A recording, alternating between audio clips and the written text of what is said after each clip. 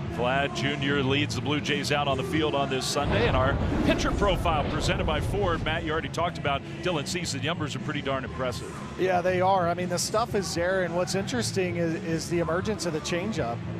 We were down in the Blue Jays clubhouse earlier talking about what they're trying to get him to do to deploy that changeup a little more. The four-seam fastball is legit, still 98 mile-an-hour average on the season. He's got a great slider.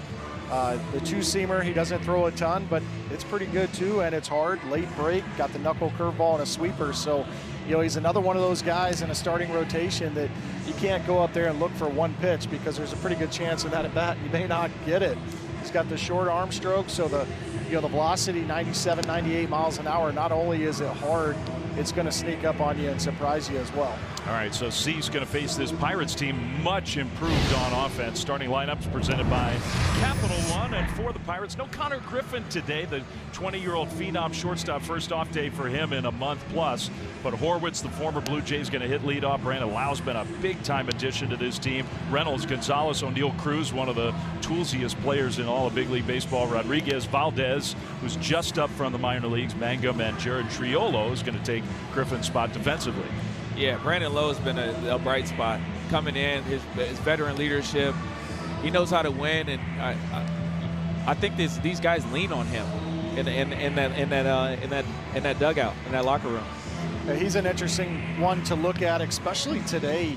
He's 5 for 12 in his career against Dylan Cease with a little bit of slug, 1 triple and 2 home runs among those 5 hits. So he's been a great piece in this lineup for the Pirates, along with Ryan O'Hearn. O'Hearn on the IL right now. Disappointing, like you said, Dave, that we're not seeing Connor Griffin today. The kid has been special to watch. Really, really talented young player. And who knows, maybe we'll see him as the game goes on. We are ready to go here from Toronto. And Dylan Cease, the first pitch of the afternoon, and it's hammered to deep right field and gone. Wow. There's the first celebration. Yeah, Kaylee was all over it. Where's the traffic cone? It's out there somewhere. Well, there goes the no-hitter. We're not talking about that. First pitch of the ball game. And I was saying earlier, I like Spencer Horwitz in the leadoff spot. It's not a traditional leadoff hitter. He's not the most fast guy out there, but he just does a great job of getting the barrel of the bat to the baseball. Prime example right here. He had to think first pitch, I was getting a fastball, something he could drive. Beautiful swing. As a leadoff guy, you go up there and you're facing a guy like this, and like you said, you want to get on him early, but not that early. You didn't know it was that early. You got to take that like a 3-0 pitch. And he did what he had to do with it. They got some spunk, this Pirates team.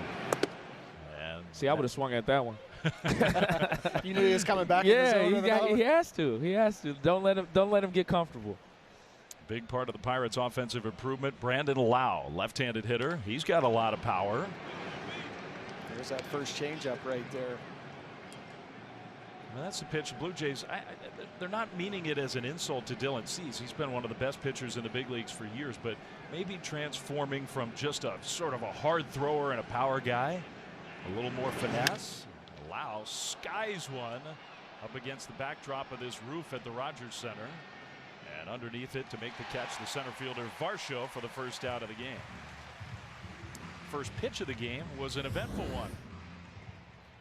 I would say so. First pitch fastball looked like they were trying to go down and away, leak back over the middle part of the plate, and Spencer Horwitz was ready to swing the bat. And that was another loud out the next one, 105 miles an hour. Well, I was going to say that high fly ball with Brandon Lau, you got to stay with him. He does such a great job of backspinning the baseball. He gets carry. There's been a couple hit this year that you think are just pop-ups that end up leaving the ballpark. There's that changeup. First pitch to Brian Reynolds. Did you see Horwitz right there? He stood there. He must have told everybody, "Hey, I'm trying to go deep first pitch," and he did what he said. It must feel good for Spencer Horwitz. He started his big league career here in Toronto with the Blue Jays, and this is his first time back since being traded a couple years ago. It's like your ex-girlfriend. You don't want to see her do well. Or you want to look really good. Yeah, you want to look really good. Absolutely. It is a different feeling when you go back and you face your old team. 1-0 Pirates. Blue Jays have been pitching so beautifully. In this 4-game win streak, they've allowed, 5 total runs in the dirt, and that was a swing, according to Alan Porter. And that's not going to If the Pirates were hoping to get off on a better note with the umpires after what happened yesterday, that's probably not going to make them all that happy. No, that's right. Brian Reynolds frustrated with this. I mean, as a pitcher, I think that's a swing. I think they're all swings, Dexter. The bat leaves your shoulder, it's a strike. Spoken like a true pitcher. Hey, none of them are swings. Well, Don Kelly and Bill Murphy, the pitching coach, the manager and the pitching coach, both got ejected from yesterday's game. And really the point of controversy was a couple different check swings late in the game. One that was very impactful with Skeen still out there on the mound. And Alan Porter was a little cranky with Don Kelly and vice versa. Yeah, there was some frustration there with an ABS challenge as well. Henry Davis, the catcher for the Pirates yesterday, challenged right away, and Alan Porter just missed it. Had to ask Jim Wolf, who was the umpire at second base in yesterday's ball game, if he saw the challenge within the allotted amount of time. And I think it just rubbed some people the wrong way down in the Pirates bullpen. But there's history beyond yesterday as well.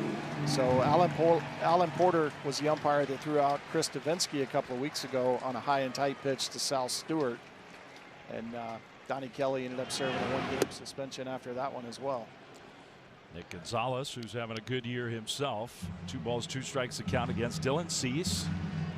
Leadoff home run for the Pirates on the very first pitch of the afternoon.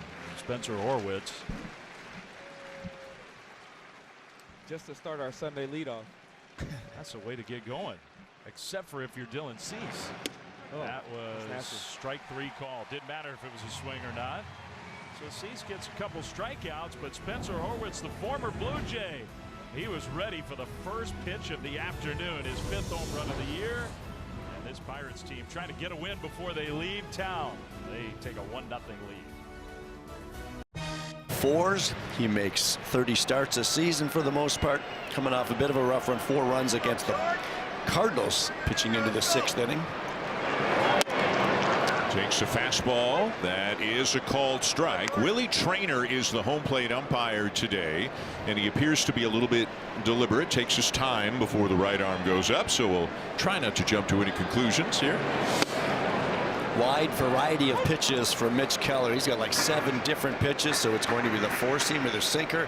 They'll sink it into righty, so use the sweeper and slider away. A couple of different breaking balls. Cutter up in the zone. Springer gets a breaking ball, bounces it to third, and a good play made by Gonzalez to record the out, 1 down.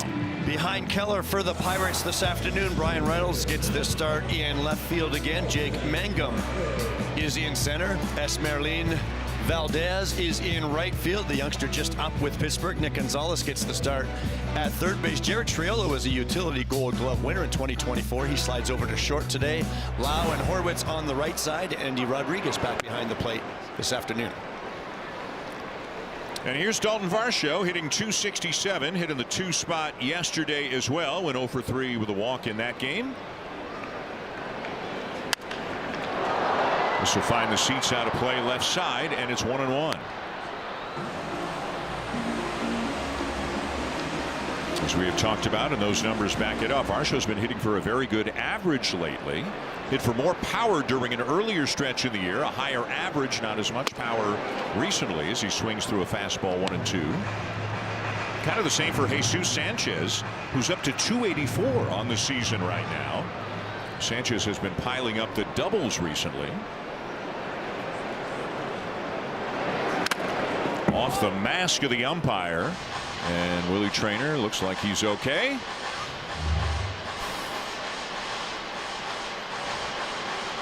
More of a glancing blow. Sometimes if you can choose, that's the one you want. A little bit more of a deflection than a straight on hit. Hooked foul by Varsho into the second deck down the line.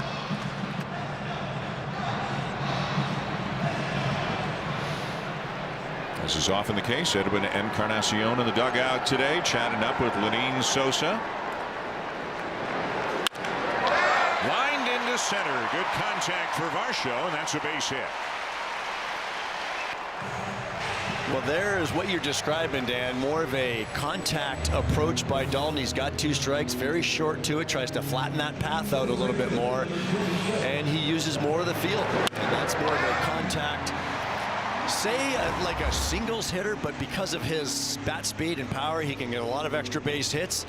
Still waiting for the long ball to come, but I think that'll come with this approach. Here's Guerrero, 1 on, 1 out.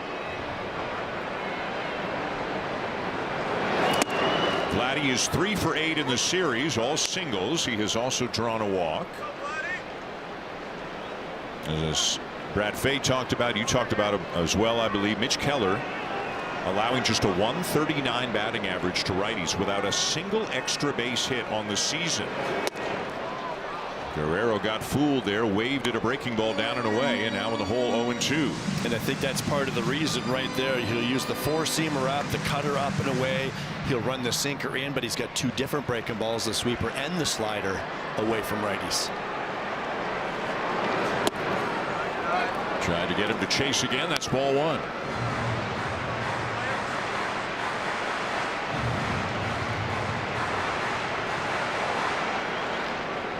Varsho being held on at first by Horwitz. Varsho's 4 for 4 stealing this year. Not going, and the 1-2. Wow, crazy movement on that sweeper.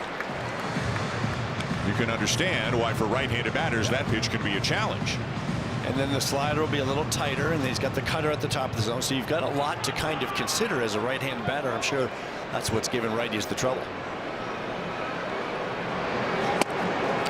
Down and away, it's a full count now. Mark Budzinski looking into the dugout, looking across the field at Carlos Fablis with Pinango on deck. Does John Schneider put Varsho in motion here?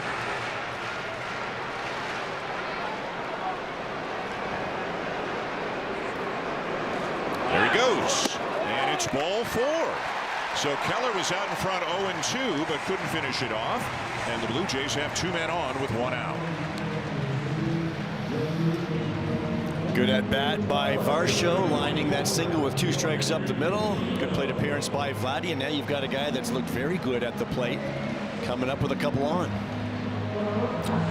For a guy you like seeing come up in big spots right now, Yohendrick Pinango, who is 3 for 7 with a couple of doubles in this series and is hitting in the cleanup spot for this team for the 2nd day in a row.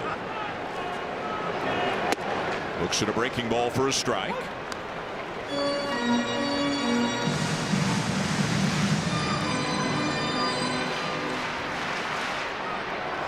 1-0 Pirates, the Blue Jays threatening.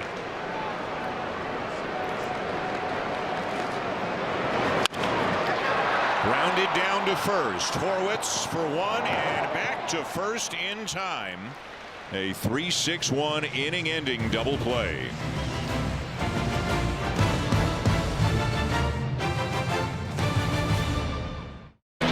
Top of the 2nd here at Rogers Center, the final game of the series between the Pirates and the Blue Jays. The Pirates on a leadoff home run by Spencer Horwitz have a 1-0 lead.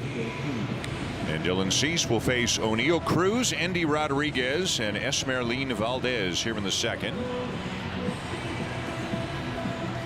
Cruz has had a tough go of it here in this series. He is 0 for 6 with 4 strikeouts.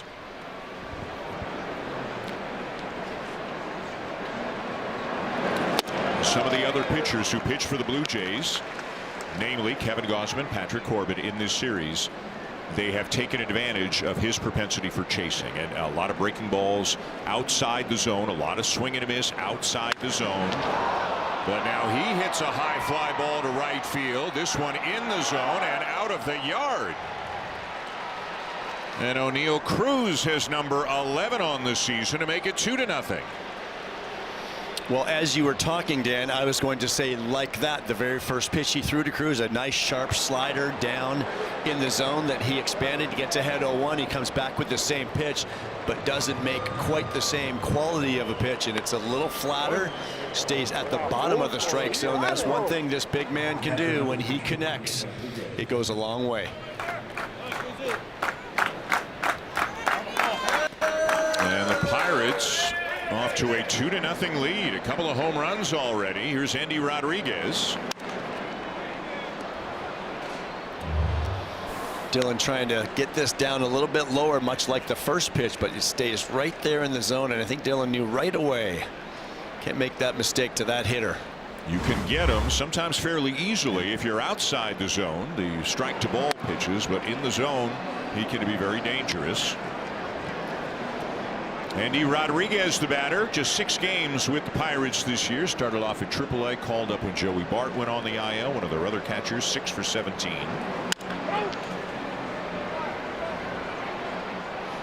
That's the type of pitch or the type of home run that frustrates you a little bit more. First pitch of the game to Spencer Horwitz, he sits on a fastball and he hits it deep. That's one thing, but you've got a guy here you've seen struggle in the series. You've seen that he's been somewhat easy to pitch to, and you just didn't make the right pitch. Not the wrong pitch, just the wrong spot with absolutely, that pitch, right? Yeah. If he repeats this first slider, it's probably another swing and miss. Yeah, and Dylan knows that, and instead you don't hit your spot and it ends up in the seats. So again for Cease, 1 home run in his first 9 starts, 4 home runs in his last 2.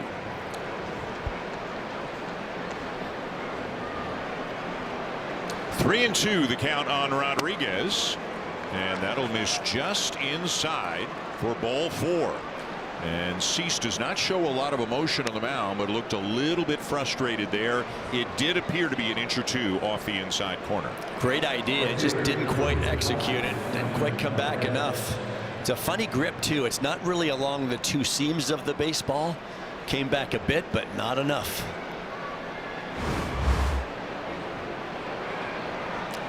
So the first walk given up today, and here's Esmeralin Valdez, who just made his major league debut on Friday night. Those are his numbers at AAA. He is 0 for 5 in the big leagues.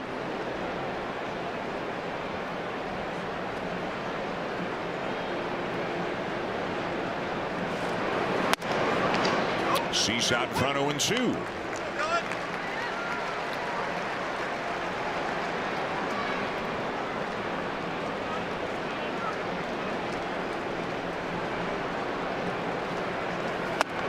A swing and a miss. He gets him on 3 pitches. A couple of breaking balls, and his slider such a good one. You get a hitter thinking or looking spin, and this fastball is absolutely by you. Strikeouts are brought to you by Subway. Get 25% off any footlong on game days. Order in the Subway app using the code strikeout. That is 3 strikeouts now for Cease, and it'll bring up the number 8 hitter, the center fielder, Jake Mangum. Mangum is a former Tampa Bay Ray, came over in a 3-team deal in the offseason. Speed is his best attribute offensively. Okamoto was way in at 3rd.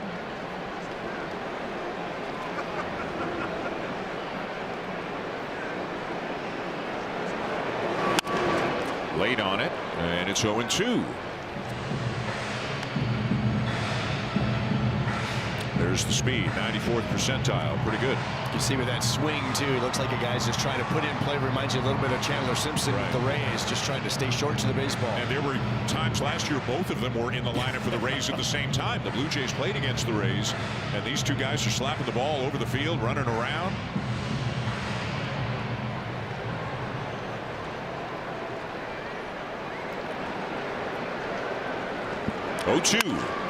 And he pokes it through the left side for a base hit. First and second, 1 out for the Pirates.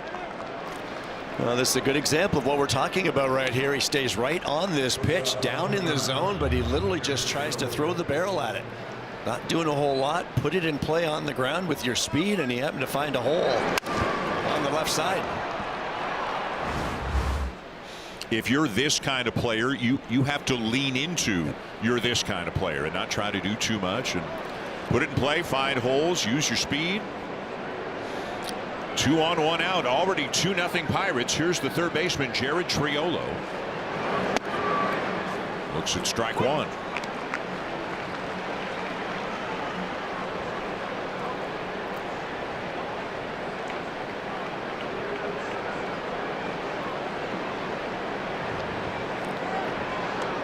Mistake, Triolo at short today, normally at 3rd, but at short today with Connor Griffin, the rookie, getting a day off. He's had a couple of tough games here in this series. Utility man, utility Gold Glove a couple of years ago, so he can play around the infield.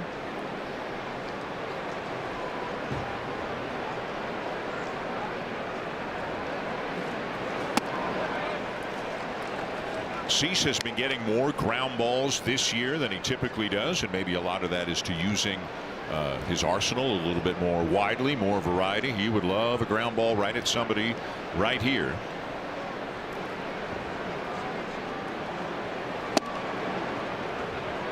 Just missed, and it's ball 2. Well, that's a great pitch too. That's that sinker that we've thought we'd maybe keep seeing him using more against right-handed batters, because that's going to really help the breaking pitches away. He can get the ground balls, especially on like the curveball and the slider pitches moving downward.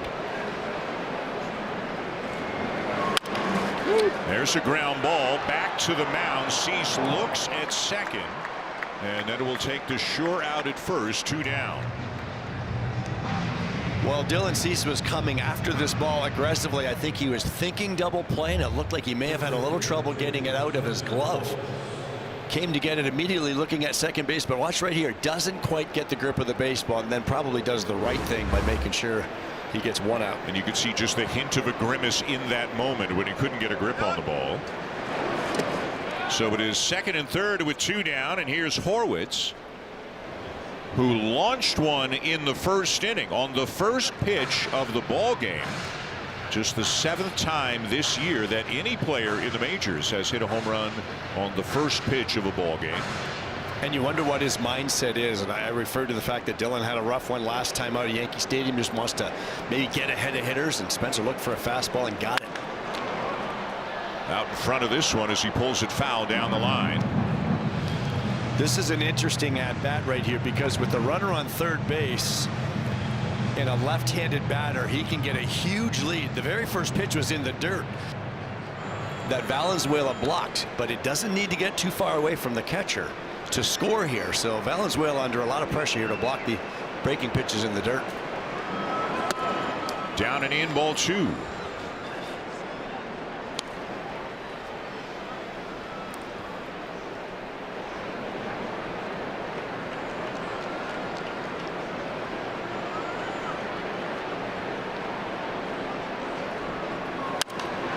And a foul back. 2-2 now on Horwitz, who at various points this year has led off, hit cleanup, hit 5th, hit 6th, hit 7th, and even once, I would imagine against a lefty, maybe hit 8th, but he is up in the leadoff spot today. And there's the dancing down the line by Rodriguez, and time is requested by Horwitz. He may have distracted his own teammate. Just caught him out of the corner of his eye.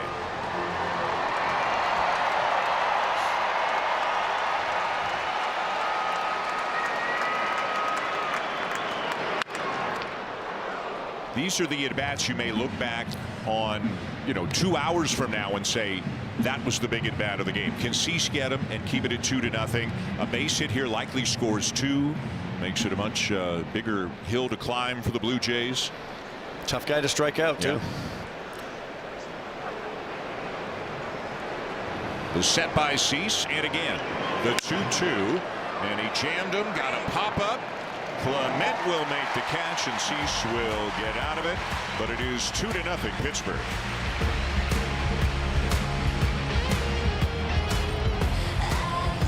He's allowed, tied for his second fewest strikeouts in a start. Blue Jays hitters were just getting their bat to everything. They ran a 94% contact rate on pitches outside the zone, so they weren't even letting Skeens expand to get swing and miss. And yes, that was another career high for Skeens. I think that's why after the outing he said, quote, "I wasn't super unhappy with the execution on some of the pitches. I feel like a lot of them weren't poorly executed. They did a good job today. Watching a couple of the pitches, you've just got to tip your cap."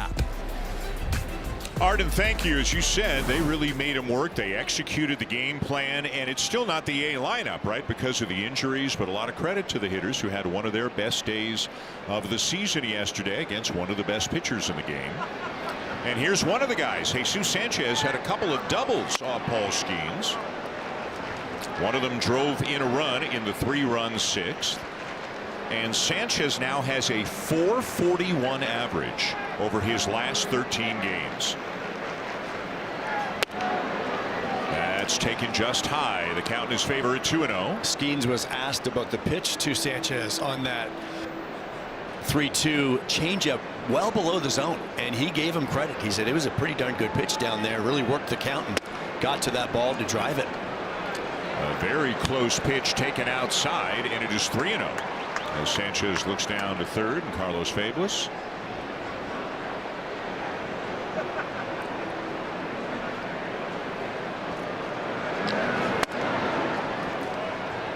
In there, 3-1. Of course, the George Springer homer to lead things off in the first was an 0-2 fastball above the zone. I talked to George about that today, and he's not looking fastball.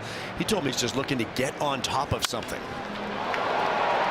And by get on top of something, he just means thinking hands above the ball. You're trying to really simplify things. He's not looking breaking ball, looking fastball, looking location, just thinking I'm going to smother this baseball and try to put it in play. It's as if he was just trying not to strike out. Put it in play, try to make this guy work today, and he hit it out of the ballpark. And George talked about loving at-bats against elite pitchers like that. Such a challenge. Keller battles back to strike out Sanchez. 1 down.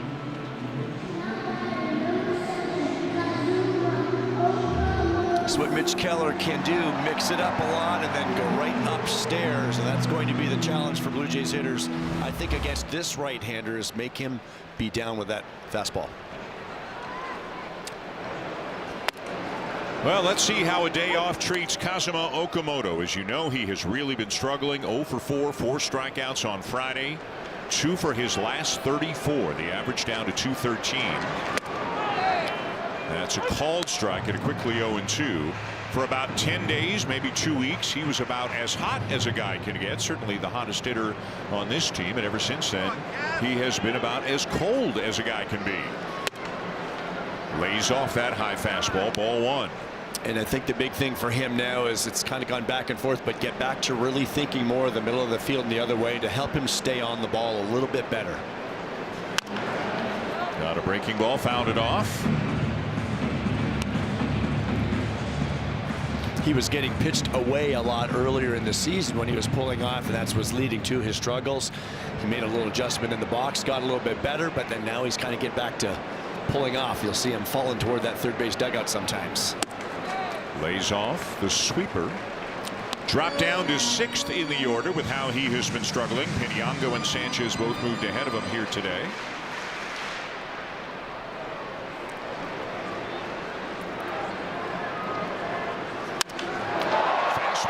To the opposite field and hit well and off the wall.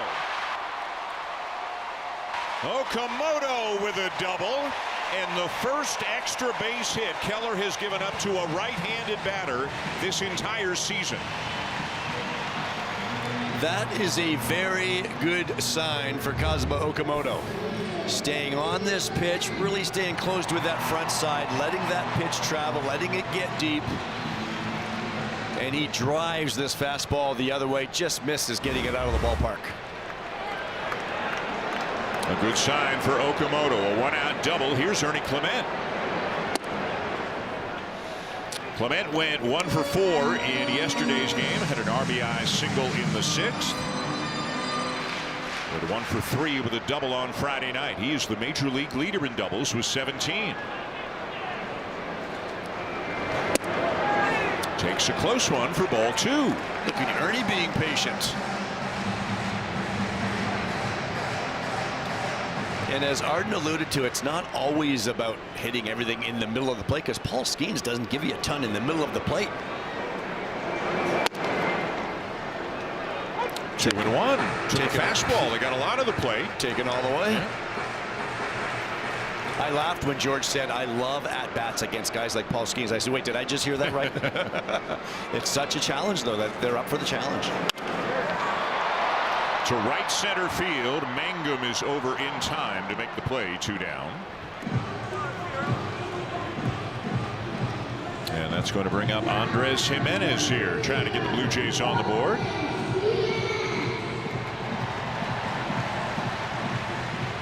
Junior Jays Day, so you can see a young fan on the Jumbotron out there. I think it's for a half inning every game where a young fan sits in with the great PA announcer for the Blue Jays, Tim Langton, and gets a chance to introduce the Blue Jays in the bottom of the 2nd. Always good fun.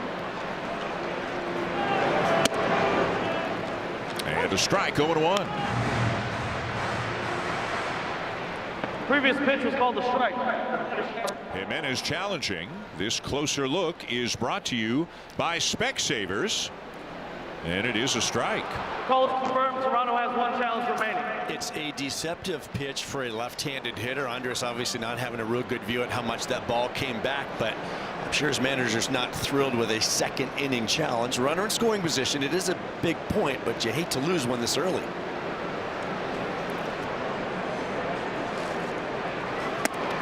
Swing and a miss, and now Keller out in front 0-2.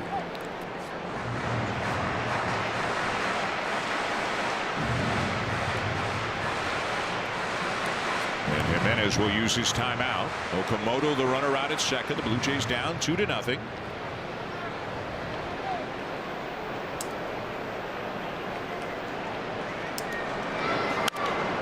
On a fastball, and he fouled it back.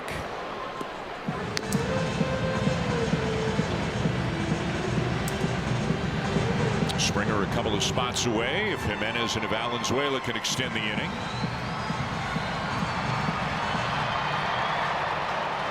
You can hear how many kids are at the ballpark today. Just a hum. Fouled off, still 0-2.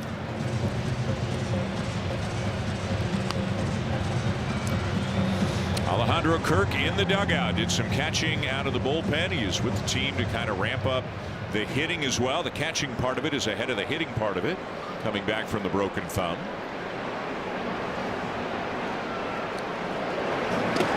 When you hear that a player goes out on a rehab assignment, then you can start thinking, okay, 4, 5, 6, 7 days, maybe that. So Kirk is not yet at that point, nor is Addison Barger. Nathan Lucas is, and Lucas is supposed to be here tomorrow to decide if he gets activated or if they then send him to Buffalo. He's been in Dunedin. Send him to Buffalo for a couple of games. Strike 3 called, and Jimenez didn't like it, but can't challenge that one really. And unfortunately, that might have been the one to challenge.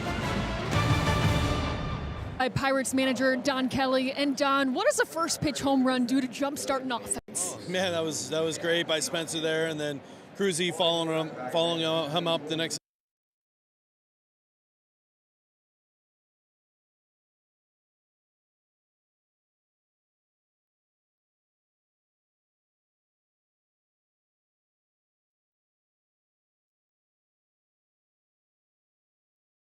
Welcome back to Toronto, joined now by Pirates manager Don Kelly. And Don, what does a first pitch home run do to jumpstart an offense? Man, that was great by Spencer there, and then Cruzy following him up the next inning. It was a good start.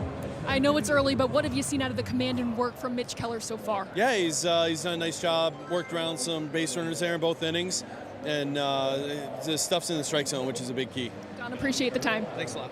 Dave, back to you. All right, Kaylee, thank you very much. Big curveball from Dylan Cease for a ball to Brandon Lau. 2-0 Pirates. And that Don Kelly, who had 9 years as a big league player, kind of did a lot of different jobs as a major league player, was a utility guy most of his career. Last year, interim manager. This is his first season as the full-time manager for the Pirates. And look, they have better players. They went out and made some good moves in the offseason. That's most of the reason why the Pirates are improved. But I think Don Kelly gets some credit for helping get this franchise turned around. Yeah, absolutely. Well, first and foremost, he's a great human being. Secondly, he's a Yenzer. And, you know, he's from Pittsburgh. Pittsburgh people love him. He bleeds black and gold, grew up a Pirates fan, got an opportunity to play a little bit for the Pirates, spent most of his playing career with the Tigers, but has been involved with the organization for a long time, was a bench coach, like you said, before he took over last year. But he just relates to the players. He understands what they're going through.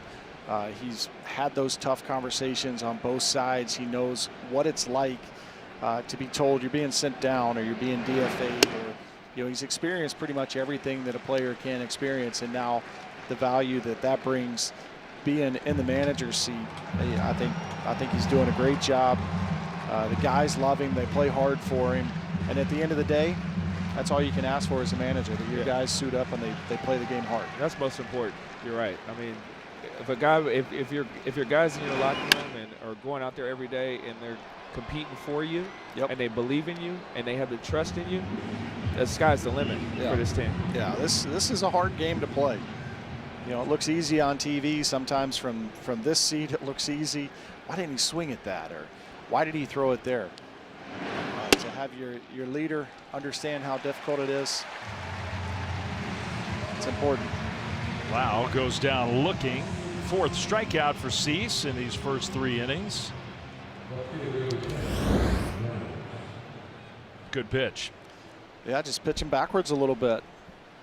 I mean, it's the only game where you're on offense, and it's 1 versus 9.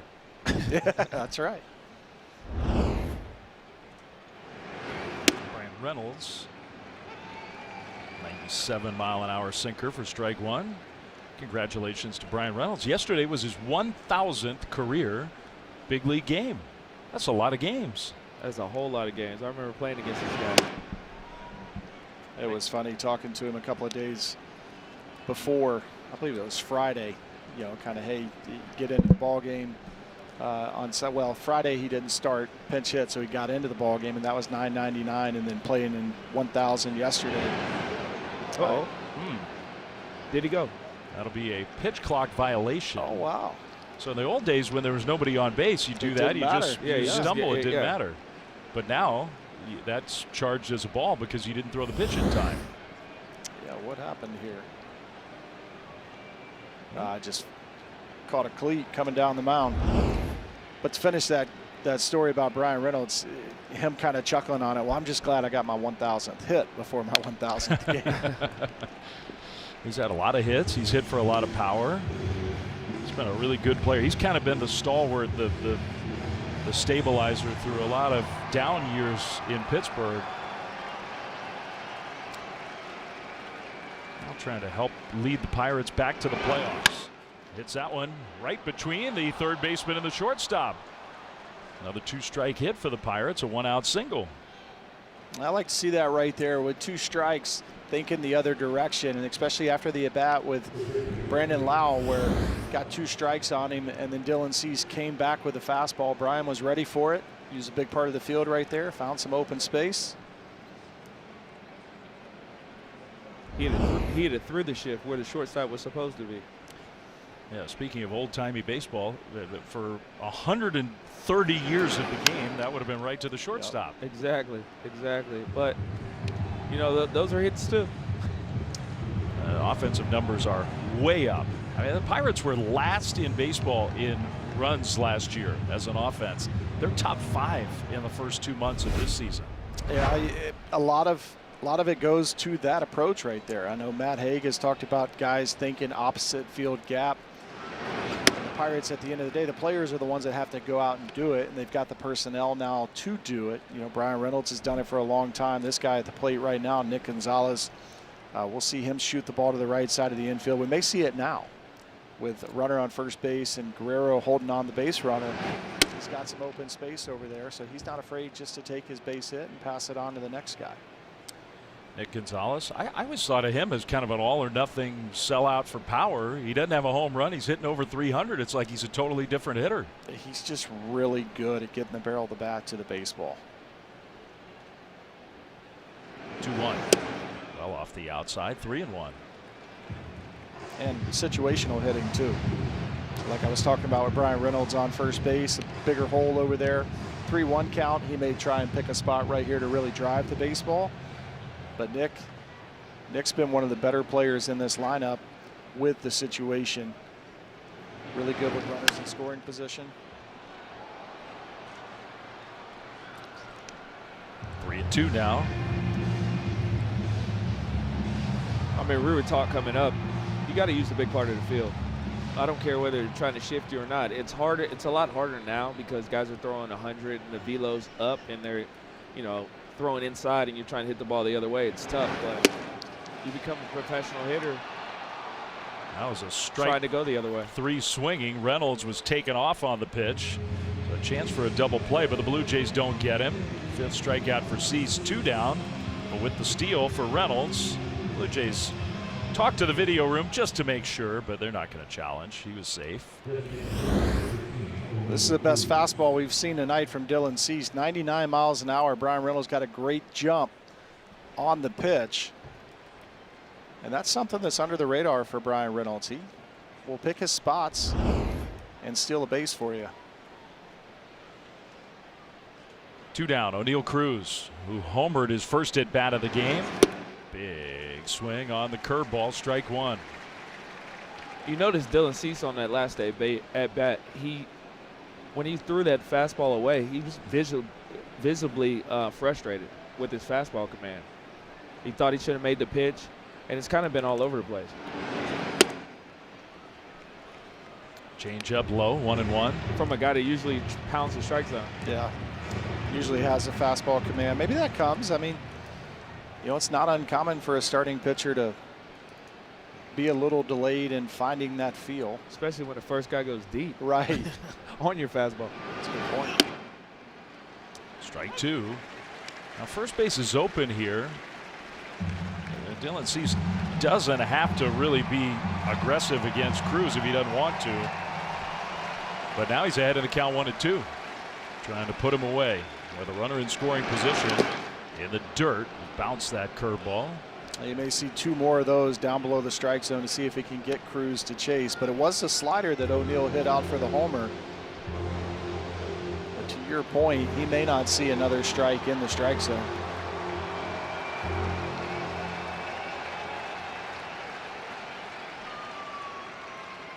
Reynolds leads away from second. 2-2.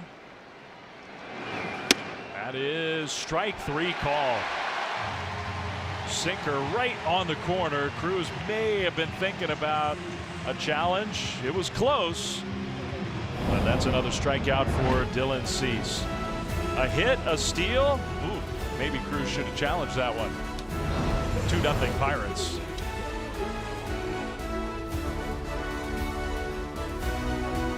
To Rogers Center.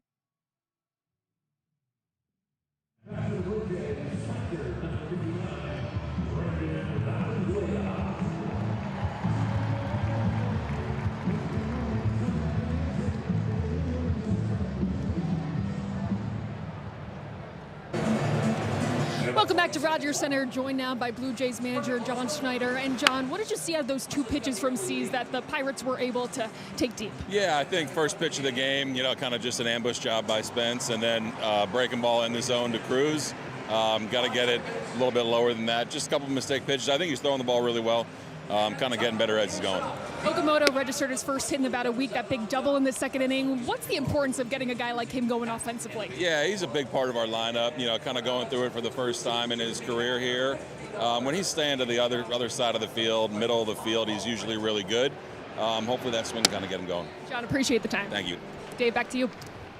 All right, Kaylee, thanks. And we appreciate both managers chatting with Kaylee as we go to the bottom of the third. 1-2 the count to the catcher Valenzuela, who's going to use timeout. Pirates on those 2 solo home runs that John Schneider was talking about have a 2-0 lead.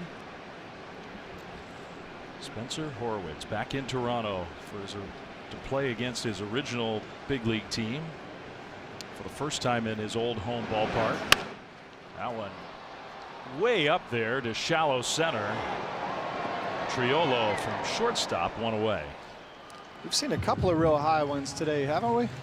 It always, when you have a roof and the roof is closed, it does feel, yeah, you're right. To me, it just makes those high pop-ups or high fly balls seem even higher. Yeah, it does. Here, Milwaukee. Especially when you're playing outfield. Every ball that goes up, you're like, I got it. Leadoff hitter George Springer. At least here you don't have to deal with like the catwalks like you do at Tropicana. Yeah, the backdrop is a little darker too. I mean, a place like Rogers Center, would you have any trouble picking up a fly ball? No, this place is not bad. You have Tampa that's really bad because the roof is a light colored roof. So day games, every ball that goes up, you're like, you have to catch it off the bat or you're lost. By the way, it's a lot brighter in St. Pete than it used to be. The hurricane ripped the roof off. They didn't play there last year. They put a new roof on in the offseason. And at day games, it feels like a whole new ballpark. It's so much lighter in there. It was bad before the hurricane got them. So I can't even imagine what it's like now. 2-1 to Springer, who's starting to heat up. Ground ball backhanded by his old teammate. And a good feed, Horwitz to Keller, 2 down.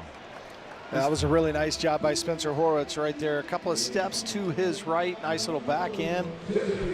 Mitch Keller, you know Dexter pitchers are always the best athletes on any field. Look how well Mitch Keller gets over here and covers the base. I love how Springer hit first base, and he's talking to his old teammate. He's like, bro, let that one go. I need that one. 2 down.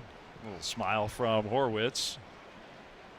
He's having a nice game against his old buddies. As they always do. Varsho had the first Blue Jays hit back in the first inning. Hey, sort of kidding, I mean, not kidding, but teasing about pitchers or athletes. Mitch Keller really was a great high school athlete, and baseball wasn't always his primary sport. He was kind of a late bloomer in baseball.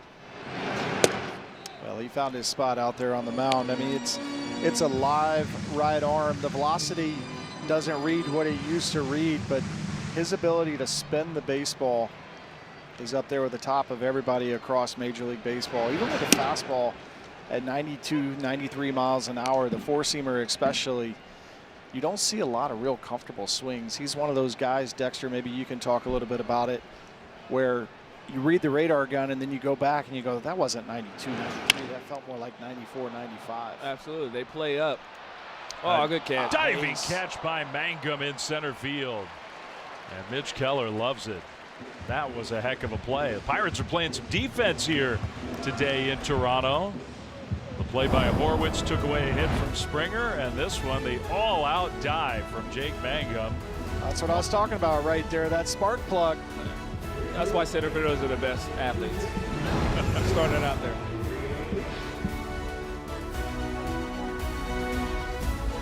Off on Peacock is brought to you by Ford. Ready, set, Ford. Some of the players who crossed over played for both the Pirates and the Blue Jays, including Jose Bautista, who was here earlier this weekend on Friday night. He and Edwin Encarnacion, another one of those guys throwing out ceremonial first pitches before the start of this series. Yeah, we got to hang out with Jose. We actually had him in the booth with us for an inning during Friday night's ball game. Good to reconnect with Jose and see him. He was a Double-A teammate of mine. I told the story on the Pirates broadcast Friday night. Joey Bats, before the Joey Bats name came around, it's another high fly. Way up there off the bat of Rodriguez. See what I mean? When that roof is there, it just goes higher. It's louder. It's certainly louder, but it does feel like it goes a lot higher than in an open air stadium. So, but Jose Bautista, my Double-A debut, I don't know if he could tell I was nervous or what. He was my third baseman, and after the ball was thrown down to second base and around the infield, came over, handed me the baseball, and said, "Hey, they only swing one bat here too." And it just instantly calmed me down, made me feel a little bit more confident about what I was trying to do. Now, Valenzuela's going to burn a mound visit to make sure there isn't a pitch clock violation. Those two were not on the same page. Well, Bautista, he was your teammate in Pittsburgh, and he was a good player for the Pirates. He came here and just became a superstar. He made an adjustment.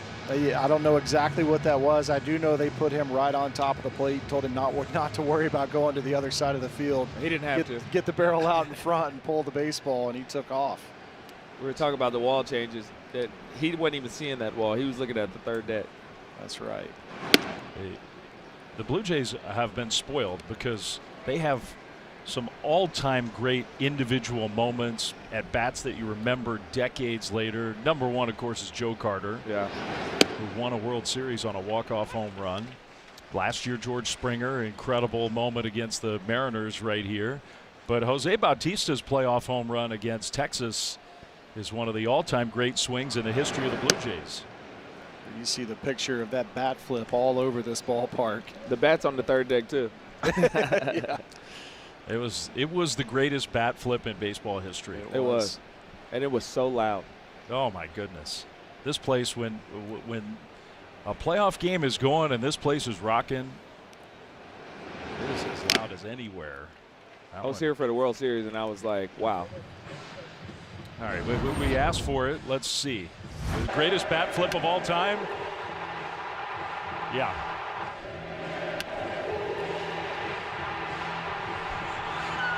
That just gave me chills.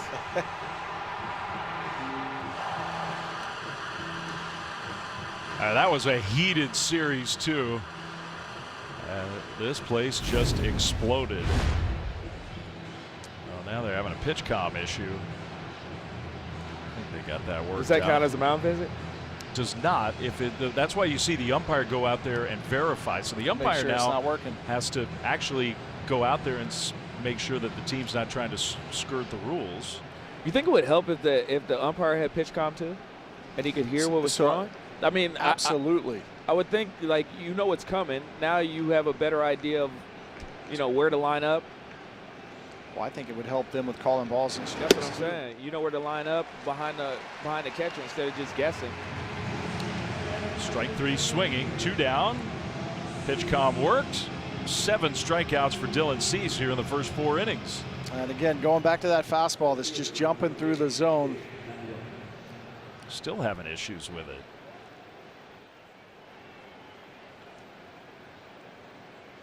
All right, get it in there the way you want it. Push some buttons and we go. Down for Mangum. He slaps one, just foul. That's what we call an E-hack. An emergency hack. First pitch of the at-bat. That's a strike.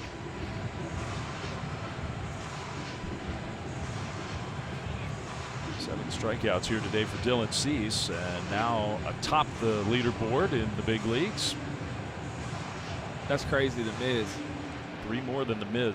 Jacob Mizorowski, if you've never seen him pitch. Man, and he's a reliever. It's crazy. On the ground. Picked, and a good stretch by Guerrero. Out number 3. Cease retires the side in order for the first time, and Vladdy is coming up when we come back. At MLBshop.com, from official jerseys and memorabilia to hats and hoodies, we've got the season covered. Scan the QR code or visit MLBshop.com, the official source for your favorite team gear. That was not a swing to start the bottom of the 4th for Vlad Jr. You come to a Blue Jays game at the Rogers Center, and it feels like, it's not literally true, it feels like every single person is wearing Blue Jays gear. This town loves its baseball, and especially with the magical season that the Jays had last year. With this place here, Sunday, Pirates not a normal rival of the Jays, and it is packed again today. Well, it's not a normal rival, but it's only about 4.5 hours south of here. I mean, it's a drivable city from Pittsburgh, so there are some Pirates fans in attendance as well. But I mean, the whole city, just walking around the city, you see Blue Jays stuff. You see people in their fan gear after the ball game, getting out of here, walking to the walking back to the hotel. The sidewalks are packed. They support their team very well here in Toronto and really all across the country. Yeah, I mean, this is the country's team, which is crazy because you don't have obviously Montreal here anymore. So they're playing for all of Canada. Good hitters count for Vlad, and he takes ball 4, so he walks for the 2nd time.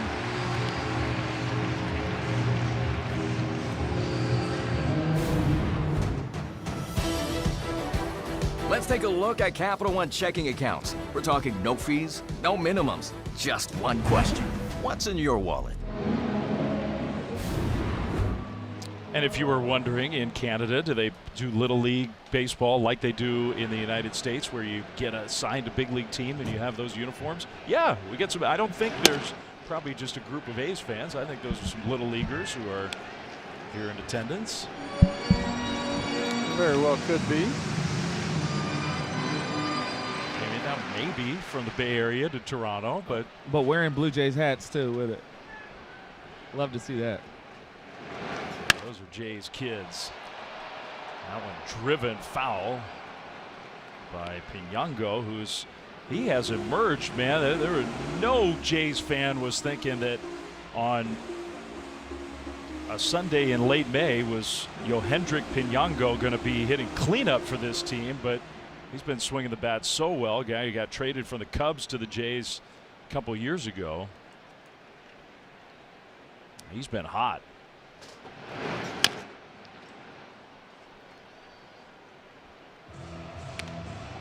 One and 2.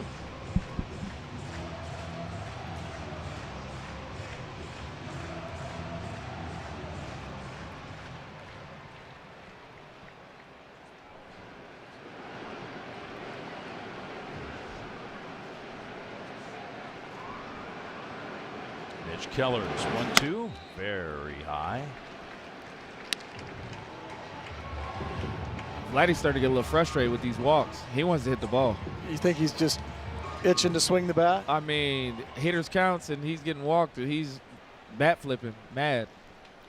Well, I think going back to what Dave said, Piñango in the cleanup spot behind him, until he starts doing stuff like this in today's ball game, they're going to make him beat him. Vladimir Guerrero Jr.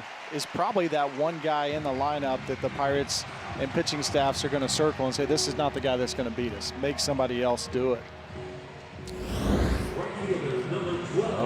That's been happening a lot from this young man here lately. A lot of those line drives.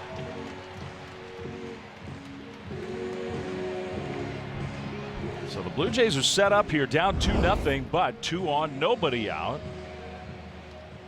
And another guy who's been a key contributor with so many Jays regulars on the injured list, Jesus Sanchez, struck out in his first at bat today.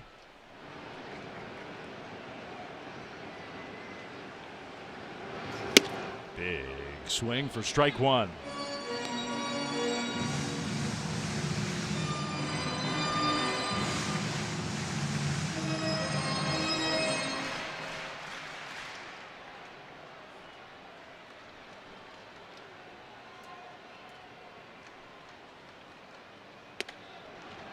One and one.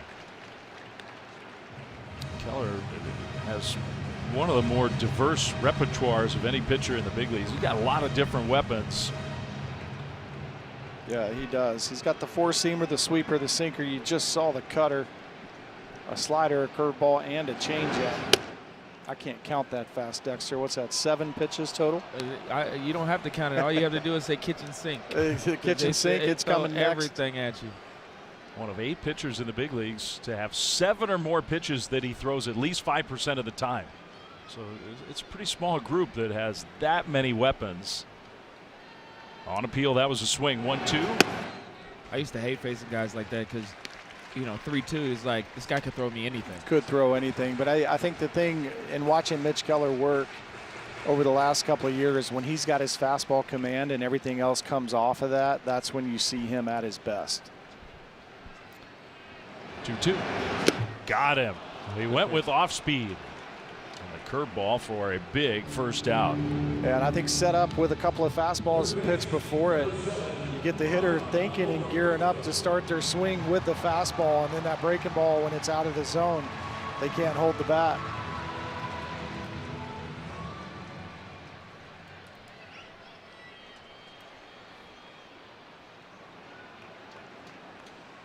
Now Okamoto, who doubled off the right field wall his first time up, skies that one to shallow right this time, hustling in quickly and getting there. Valdez, 2 down.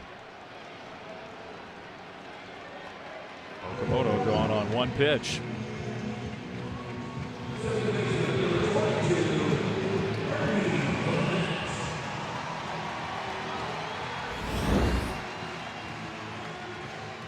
Dexter was talking about it earlier about what is it like to try to catch a fly ball here.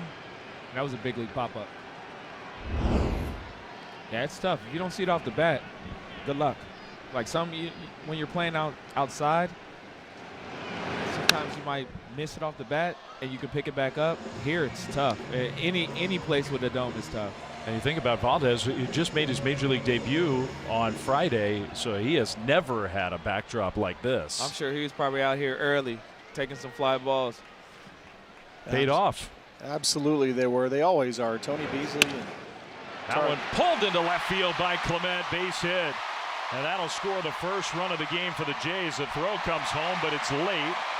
And Vlad slides in safely. It's 2-1. I love watching Vlad slide in at home. Either he's going to do the Superman or he's going to pose after he does it. This looked like a slider that was up that allowed Okamoto to get down and get to, or I'm sorry, Clement. And you're right, Vladimir Guerrero Jr.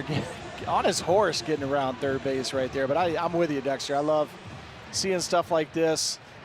At the end of the day, we're playing a baseball game. Let's have a little bit of fun. Absolutely. Get dirty. Now a chance to tie the game for Jimenez. He goes after the first pitch. Sweeper, strike one. I mean, Vlad is not one of the faster players in the game, but he is a good base runner. Yeah, he runs the pillow as well. He'll hit the inside of the base, hits the corners well. Just a good baseball player. A very underrated defensive player. That's what happens when you grow up on a baseball field. He definitely grew up in one of the all-time baseball families. Foul tip by Jimenez, 0-2. That's good to talk about, though. You don't have to be the fastest runner in the world to be a good base runner. I do a little bit of coaching back home and talk to kids about that, what you just said, an angle around the bag or hitting the corner, not only because it's the quickest way, but it helps you direct your energy going to the next base. And, another guy that comes to mind that was a really good base runner that wasn't the fastest guy, he's more known for his power, is Albert Pujols. Yeah. He used to sit in the bullpen and watch him run the bases and just marvel at how well he did. That one hammered to right field. Valdez, though, will get there and make the catch. Out number 3. A little bad luck for the Jays. They do get their first run of the day against Keller and the Pirates. We go to the 5th. 2-1 Pittsburgh. It's time to batter up with FanDuel. A live look at Spencer Horwitz batter up odds for his upcoming plate appearance. He's on deck, so he'll be the second hitter here in the 5th, the leadoff hitter in the lineup. And he's had 2 good at-bats already today, 1 for 2 with a leadoff home run against Dylan Cease. Cease's Blue Jays are on the board for the first time, so we go to the 5th. It's 2-1 Pirates. How have we gotten to the 5th inning without talking about Milton High School yet? That's what I'm talking about. Dylan Cease, Milton Eagle. You know who also is a Milton Eagle? Who? Kyle Farnsworth. Bobby Scales, Dexter Fowler. That's me. Oh, yeah. I used to. He said he used to watch. He knew about me, obviously, before he got to the big leagues and got drafted, because I played at Milton and we won the state championship. And first one since 1955. Wow. And what year did you win the state championship? 2004. Okay. Georgia. It's pretty good baseball. Pretty good baseball State out there. of East Georgia. Cobb. Yeah. We could talk about East we Cobb. can talk about some East Cobb. Matty Caps and myself. East Cobb Yankee. Yep. Were you an Astro too? No. Just the Yankees. Yeah. I played American Legion through my sophomore year of high school, and then my junior year I played for Team Georgia, the high school all-star team with McCann and Francoeur and Brandon Moss. We were pretty good. Yeah, those are some really good names right there. And then my senior year went to the East Cobb Yankees. That was a swing. Pirates are getting tired of this, I think. Jared Triolo goes down swinging. Well, the voice of Dexter Fowler and Matt Capps. Matt, both these guys played in all-star games. Matt in the all-star game in 2010. See ya, Big Poppy. That was a lot of fun right there, and our guy Brian McCann catching for me right there was so cool. Charlie Manuel calls me into the ball game and gets to talk to Brian, and it was a pretty cool story. I didn't know what was happening because Roy Halladay was pitching that inning, and the bullpen coach comes up to me and says, hey, today's Doc's bullpen day. If he gets in trouble, you're going to get him. Well, in the back of my mind, I'm thinking, it's Roy Halladay, like right. 25 pitches. He can go like 5 innings. I'm not going to pitch. And the next thing I know, skipper's up on the top step, giving the, hey, bring me the righty, and I've thrown like 3 warm-up pitches. And got the dub. I did. I got the W. It was pretty cool. I came in, McCann's there, and it's like, who we got? We both looked over our shoulder, and there's David Ortiz on deck. It's like, only the guy that won the home run derby last night. Well, Dylan Cease, meanwhile, called the manager and the trainer out. It was like he was trying to shake out his lower leg. Maybe they noticed something, like maybe a calf. Yeah, he's been overstretching a little bit. I don't know if calf or hamstring, lower back, something like that. Just he's going to throw another practice pitch here.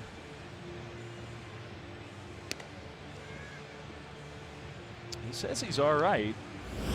This is the last game pitch he threw, and definitely a reaction after that. It's the last thing they want to see. Right. You start getting your guys back, off the IL. And you got one of your best pitchers out there.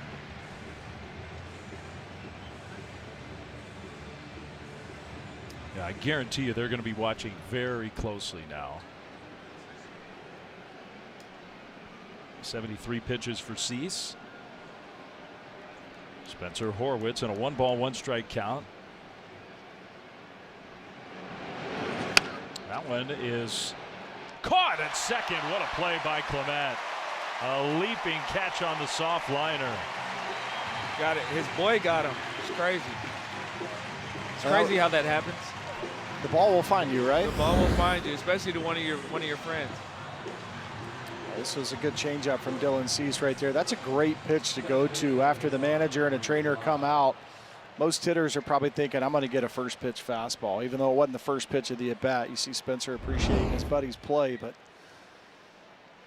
to go with that changeup, get it off the end of the bat, not hit all that hard. Horwitz is thinking, I just bought you a cup of coffee yesterday morning. What are you doing, man? It was probably the other way around. He probably didn't pay for it. So, yeah, Clement was like, hey, here's payback from way back. There's the price. 2-0 on a changeup. Ernie Clement, who knocked in the run that got the Jays on the board. Now an excellent defensive play, and here comes the trainer again. At this point, you kind of just think, well, Cease is nodding his head and saying, okay, I'll come out. Nobody had been warming up, even with the possibility. Nobody was up in the Blue Jays bullpen, so whoever is going to be the pick to come in here in the 5th inning is going to get as much time as they need to get loose. That's an uncomfortable situation. First off, you hate it for Dylan Cease and the Blue Jays here. Looks like another injury that they're going to have to deal with, but hopefully this is not too serious. Yeah. Hope maybe a cramp or something like that. Yeah, that's what it looks like. But we're not going to speculate on this. Brandon Lau, meanwhile, arms folded. He's going to have a long time to wait before his at bat resumes, and the Jays are going to bring in a lefty to face him. So going into the bullpen, and it'll be a few minutes before the new pitcher's ready to go. We'll tell you all about him right after this. Ultimate Competition. Don't miss the premiere of America's Got Talent June 2nd on NBC and Peacock. Here in Toronto on this Sunday, almost like a Sunday morning Little League game. Everybody take a knee while a new pitcher comes in. The Blue Jays defenders know it's going to be a little extra time because of the injury to Dylan Cease. Mason Flew-Hardy, the left-hander, is going to be the guy for the 27th time this year for Toronto. Pitched on Friday, game 1 of this series. Yeah, that's right. We saw him here Friday. He's a cutter-heavy guy, goes with his cut fastball a little over 50% of the time. He's also got a sweeper and a changeup. Just saw his numbers on your screen there, and don't get fooled by that 5 ERA. He's got a really good expected ERA, under 2, so one of the largest margins in all of Major League Baseball, and he's top 4 in average exit velocity. So he does average also over a strikeout an inning. He's got good stuff, pitches to a lot of weak contact. Pirates some very loud, not weak contact early in the game, including the very first pitch of the day from Cease to Spencer Horwitz, the former Blue Jay, who went deep on the first pitch of the afternoon to put the Pirates ahead 1-0. His designated hitter teammate O'Neill Cruz in the very next inning did the same thing. Not exactly the same spot, but a booming home run to right center field for Cruz. Pirates had a 2-0 lead. Ernie Clement drove in a run to make it 2-1. But before Dylan Cease could finish this top of the 5th inning, whatever was going on, leg, one visit from the trainer and manager, and having a hard time staying loose, and the Blue Jays decided to take him out of the game, maybe back. Yeah, I mean, we don't know. We could speculate. We certainly hope it's nothing serious for Dylan Cease and the Blue Jays and all the injuries they've had to deal with. You see their head trainer, Jose Menestral, right there walking off, talking to him, trying to figure out what exactly it was he felt. But you saw a little bit of a wince and a reaction on that second pitch of the at-bat to Spencer Horwitz, and they went out to talk to him, and whether he started to feel better or talked his way into trying to get through 5 innings. We don't know, but unfortunate to see Dylan Cease leave the ball game here. It's got to be uncomfortable. You come up and you just face the righty, and now you got to face a lefty. You're 2-0. It's got to feel like it's 0-0 right now. Fluharty's pitch is in there for a strike, so the count is 2-1. You got to feel like you're in the driver's seat, though, when you inherit a 2-0 count from a hitter's But it's lefty-lefty. Well, it's true. And a nasty lefty. All the way on the first base side of the rubber, and Lau lines one into right center field, base hit. Yeah, who cares? Yeah, who cares? Doesn't Brandon matter. Lau doesn't I'm hitting care. everybody. It doesn't matter. You got that cutter I was talking about. Pretty good chance when Fluharty's on the mound, you're going to see a cut fastball. 52% of the time, that's what he throws. And again, that approach from the Pirates hitters, using the big part of the field, thinking up the middle. Nice little base hit there from Brandon.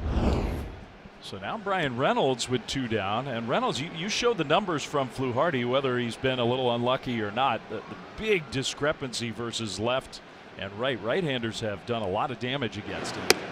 And Reynolds, a switch hitter, will bat right-handed, take ball 1. Why is that, Dexter? Is it the cutter coming into you? Makes it a little easier? Makes it a little easier, but I never liked the cutter.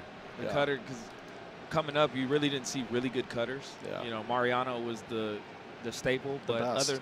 other than that, then everybody started throwing, because that was the new pitch. That one was just foul. Lau was off and running. That one it made it in the corner as a fair ball. That might have scored a run for the Pirates. Most likely, with Lau on the move right there.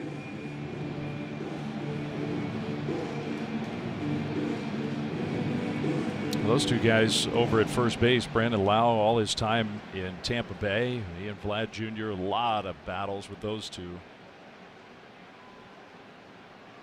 Now Lau in the National League with the Pirates. 1-1. Cutter down and in, ball 2.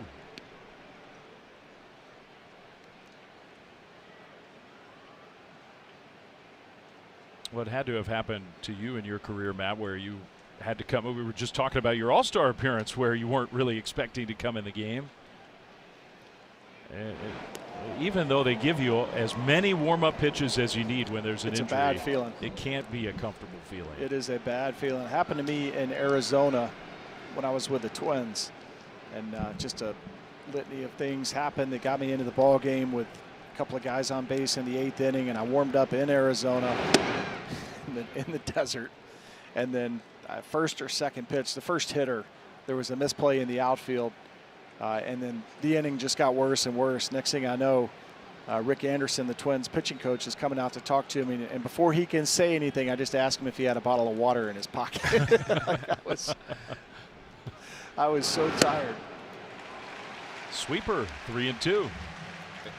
As a hitter, it's always good to see a pitcher come in and warm up, because then you're like, all right, let me see where he's at. He's at a slider. How's his cutter? He's all over the place. And then you get up there, you got a better idea instead of not seeing him in the bullpen and then coming in and. That is ball 4, and it's going to be challenged. Well, Valenzuela, I thought he tapped his helmet. I guess he was just adjusting his mask. He did not. He said, "Did he go?" Wow, I think he fooled everybody. Fluharty thought he had challenged, but he didn't. Yeah, I thought the same thing. Let's take a look right here. It's good, no challenge. Oh, he didn't. Wow. He went up there, but he didn't do it. Me too. Got me. And this is one of those that I was talking about. We've seen teams really kind of hesitate. They have to be sure after they've lost that first one to challenge again. Blue Jays have 1 remaining. That's it. But now Gonzalez takes a change up low. Another matchup that you figure the Pirates pretty happy about against Fluharty with 2 on and 2 out. You got a right-handed hitter who's having a good year. And he's been really good with runners in scoring position this year as well. 2-0. Struck out twice against Cease.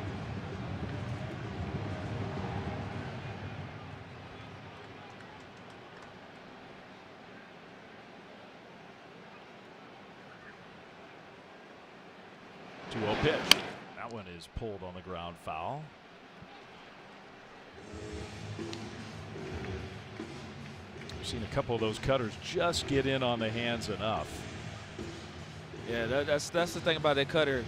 If you got a really good cutter, it's just going to keep going and keep going. And you're like, oh, you think it's on the barrel and it's on your hands. Yeah, those on the inner third like that, even if you hit them well, you pull them foul.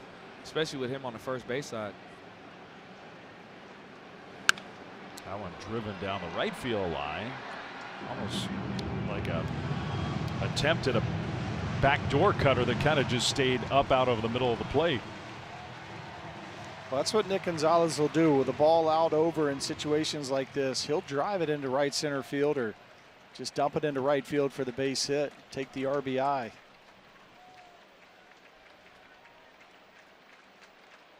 Two. Oh. Strike 3 called. He got him. And that was the backdoor cutter, and that was a good pitch. Really good pitch. Well, Fluharty comes in out of the bullpen after Cease had to leave and shuts the door. Baseball's global youth initiative to highlight the fun and accessible ways to play our great game. To learn more, including how to find a league near you, scan the QR code or go to playball.org and follow @playball on X, Facebook, and Instagram. Well, Matt told us, some Pirates fans here in town, you could drive to Toronto from Pittsburgh. Watching the final game of this 3-game interleague series. Blue Jays took the first 2 Friday night and yesterday afternoon. But it's 2-1 Pirates, bottom 5 here today. Brandon Valenzuela, the catcher and the 9th place hitter for the Jays, against the starter Mitch Keller, still in there, who falls behind 2-0.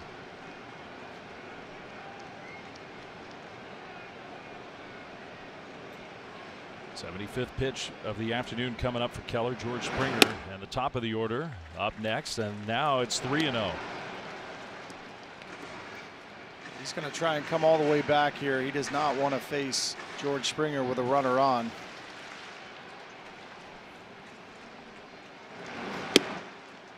That's a strike. Valenzuela didn't think so. A lot of times the formula for a big inning is the bottom of the order sets the table and then the big boys come up. I disagree. A leadoff hitter. It's got to be him. Well, but from a pitcher's perspective, my biased thinking. Pitcher's perspective, you're in your head if you walk the number 9 hitter to lead off an inning.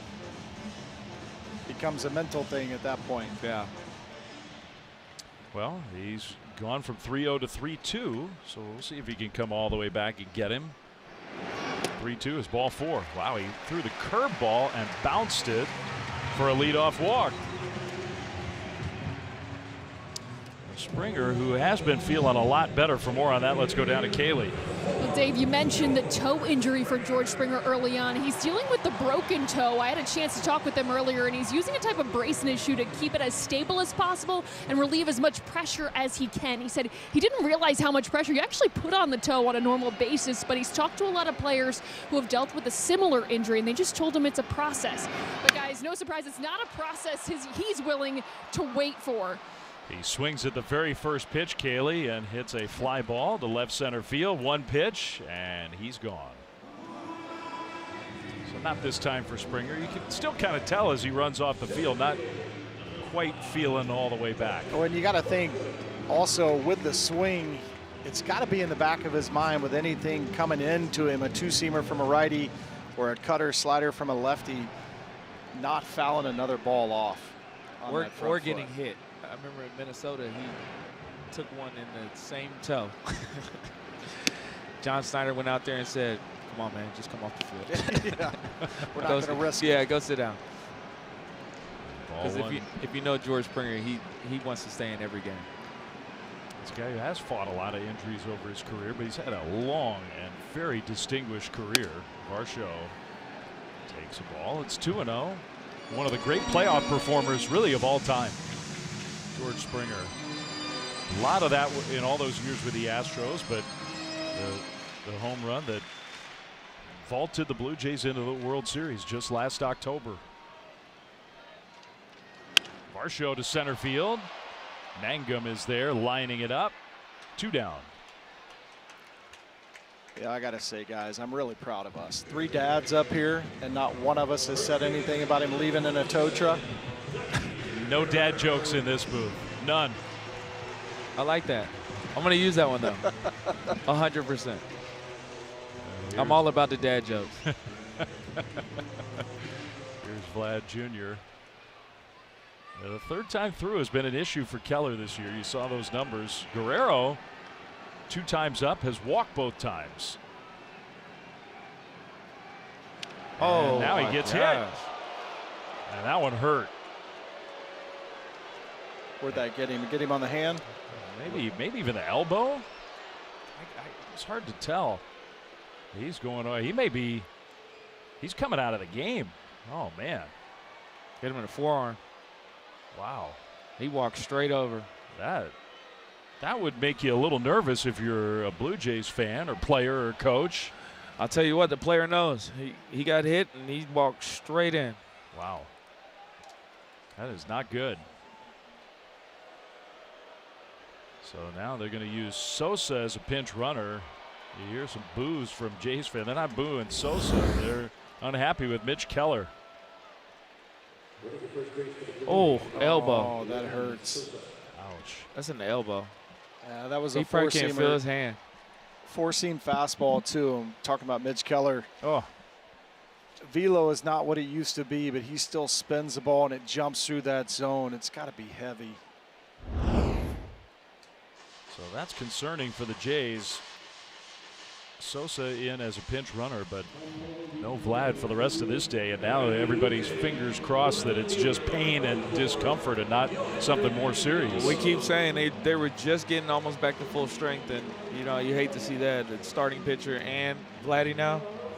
Hopefully they're both all right. 2 of their best players are out of this game. They just keep piling up for John Schneider's team. Yeah, the manager's not happy about that one. Piñango, he almost gets hit by a curve that bounces. The hit batter does put the tying run in scoring position. We'll see if the Blue Jays can make Keller pay for a walk and a hit batter. Pirates bullpen is still quiet. That's the game face for John Schneider. He's unhappy.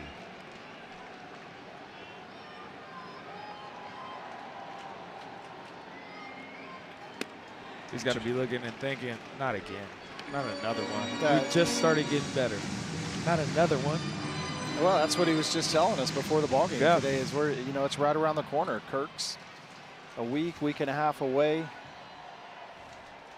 Talking about Dylan Cease and what the value he's had in this rotation with all the injuries to the starting staff. For him to leave the ballgame today, Guerrero right in the heart of their order. It's got to be a sickening feeling. 2-1 the count. Piñango had a base hit his last time up, and he lines this one foul down the left field line. 2-2.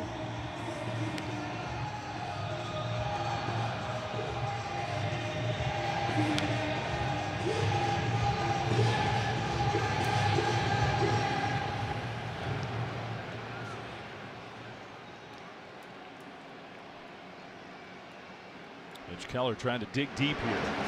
And he got him with the big curveball, nasty. So he works around the walk and the hit batter. We're hoping that Vlad Jr.'s okay as we go to the 6th. Now this Memorial Day and throughout America's 250th year, baseball honors those who made the ultimate sacrifice for our country. Learn how you can support grieving military families at MLBtogether.com. We encourage you to check it out here in Canada, where they fly the American flag, sing the United States national anthem before every game. The Blue Jays, the only Canadian team in Big League Baseball. All the history here, the back-to-back World Series championships last year, pennant winners back in the World Series for the first time since '93. Not smooth sailing this year for the Jays with all the players they've lost to injury. You saw Lenin Sosa stays in to play first base. Flu Hardy remains in the game to go after O'Neill Cruz and misses with a slider. Ball 1. If we get any info from the Blue Jays clubhouse, we'll pass it along on Vlad Jr. 2-0.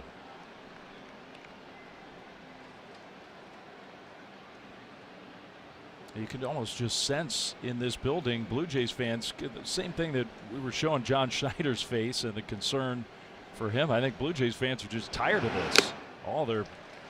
So many of their best, most talented players have been banged up this year. Well, they know. They know what Vladimir Guerrero Jr. means to this ball club. It's an educated fan base. They know the value of a guy like Dylan Cease, and now to see both of them leave in the middle of the ball game today, understanding what this club has dealt with. We talked about Springer with his toe. He's still not 100%, still trying to battle back. Trey Savage is finally back and pitching well after missing the first good chunk of the season. Vladdy's one of those dudes, like you said, he's a heartbeat, and he's out there every day. Yep. Whether that's DH or he's at first base, but he wants to play every day. And I know it's going to kill him if it's longer than that. Well, I mean, talking to Schneider before the game, they feel like there's light at the end of the tunnel, and now, that tunnel may be being extended. If Vladimir's down, if Cease is down, but that's the ebbs and flow of a season. It is. That's why we play 162 games, right. And it's like you get those guys back, and hopefully you get them back at the right time, and you try to, wait the storm. It just gets old when it keeps happening. Yeah. 2-2 to O'Neal Cruz. Got him with the sweeper. So 1 away. And that'll be the last batter that Fluharty faces. Chase Lee had been warming up, and I think it's going to be Chase Lee who will come in for John Schneider's team. Yeah. So Lee against Rodriguez and then Valdez. 2-1 Pirates here in the top of the 6th. 1 out, nobody on. Pitching change back to Toronto right after this.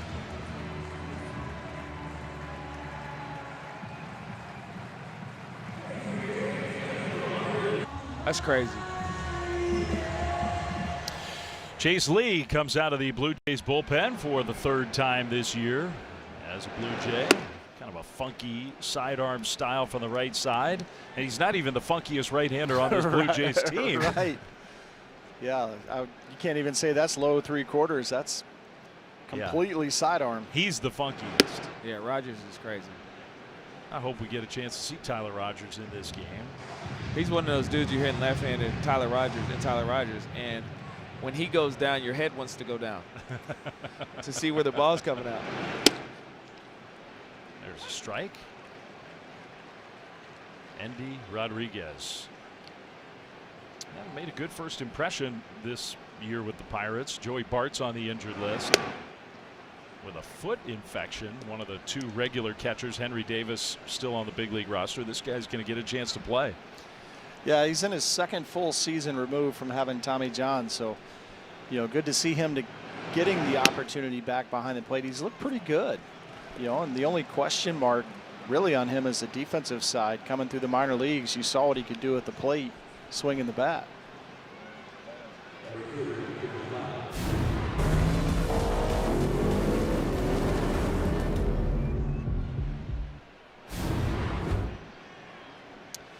It's a 2nd walk that Endy Rodriguez has drawn. Showing a good eye in this game. Now Valdez, who's got all kinds of power, started to swing, held up. It was strike 1. He's not the biggest guy, but this guy can generate some thump.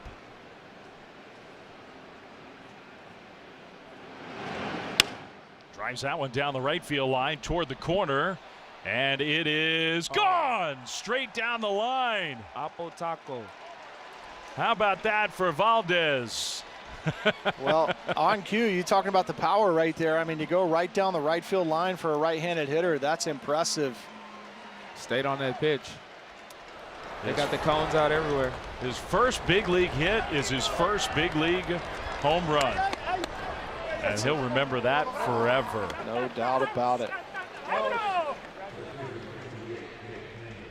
That was impressive. The negotiations are already ongoing to get that ball back for Esmerlin, who's going to run the gauntlet here with a huge smile on his face. Oh, no, he's going to get smiling by. He's going to get ignored. Hey, you're a rookie, man. I guarantee you now they're going to come over. How long are you going to make him wait? Okay. Oh, there we go. Marcelo Zuna leading the charge. You got to hit number 2 to get the welding mask. Yeah, you got to earn it. First big league hit a homer. That's a good feeling. Yeah, he did a nice job right there. That looked like the sweeper from Lee that just backed up a little bit. Mangum out to right center. 2 down. Okay, so you don't have to wait. You know, just a little bit of delay there. But I like it. That's the thing with this Pirates ball club. They do have some fun in there. I believe it was Connor Griffin when he hit his first home run. They gave him the silent treatment as well. But it was nice to see Valdez smiling, having fun with it, going through the dugout. At that point, you got to go run back out the dugout and then run back in so you can really really get it. You really get it. The full experience. Yeah. Triolo to third. That's out number 3. But the Pirates add to their lead, and a moment for that young man that truly he'll have with him for the rest of his life. His first major league hit, his first major league home run here in Toronto.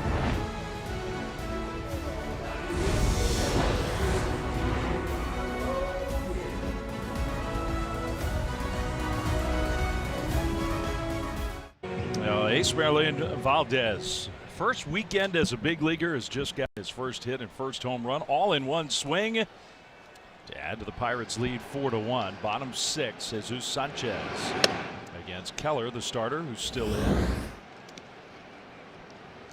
Pretty impressive swing of the bat to backspin it straight down the line.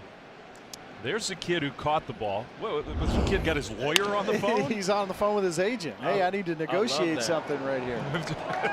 If I'm that kid, I'm asking for like a rookie card of Paul Skeens signed. Yeah, don't go low. Yeah, hey, you got to go for the top and then we'll negotiate down. They can't say no unless you ask. Looks like Valdez was trying to give him 3 balls for the 1. He's like, no. Doesn't work like that. Yeah, that's Justin Lawrence with the Pirates bullpen. Dennis Santana behind him. All right, so now we're still talking, still negotiating. We got the phone out. He's like, let me. I'll come back to you. I'm waiting for him to call me back. We're handing out extra balls. We're trying to build some goodwill. Justin Lawrence, no dummy. He's a good negotiator. Okamoto, and that's a challenge coming on a pitch that was called a ball. Catcher challenging the ball. That was definitely a strike, wasn't it? It looked pretty good to me. I can't imagine. Oh yeah. I mean that. Ooh. Call's overturned. Pittsburgh has 2 challenges remaining. I mean, if you're the umpire and you look up on the big board and the pitch is that much, you're like, wow, I missed that one. Yeah. I missed that one. You gotta say something. Maybe he's worried about the negotiation that's going on behind the right field wall. Well, everybody in the ballpark's on the edge of their seat waiting to see what that kid walks out with. I mean, I'm definitely going skiing something. Oh, for sure. The Pirates guy behind him is like, this kid's not budging. That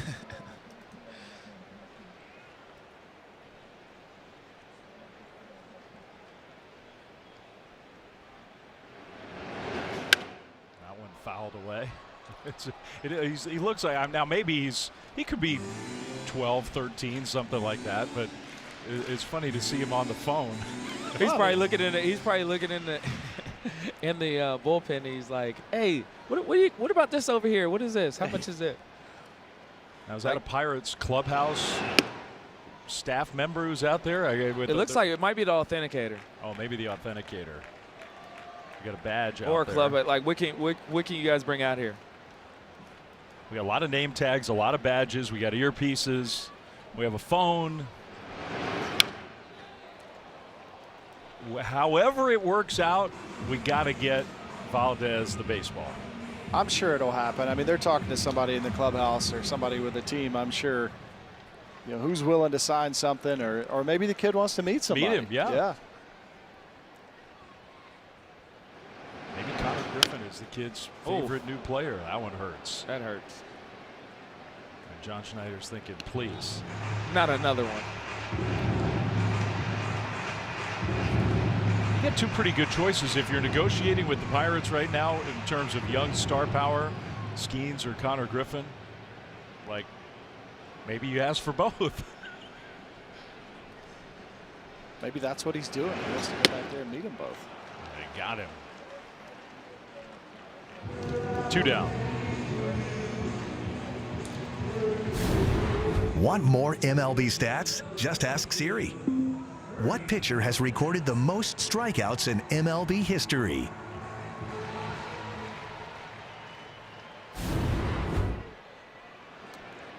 Now we're going speakerphone. It's getting serious. Strike one to Ernie Clement. How about my guy talk to your guy? We can figure it out.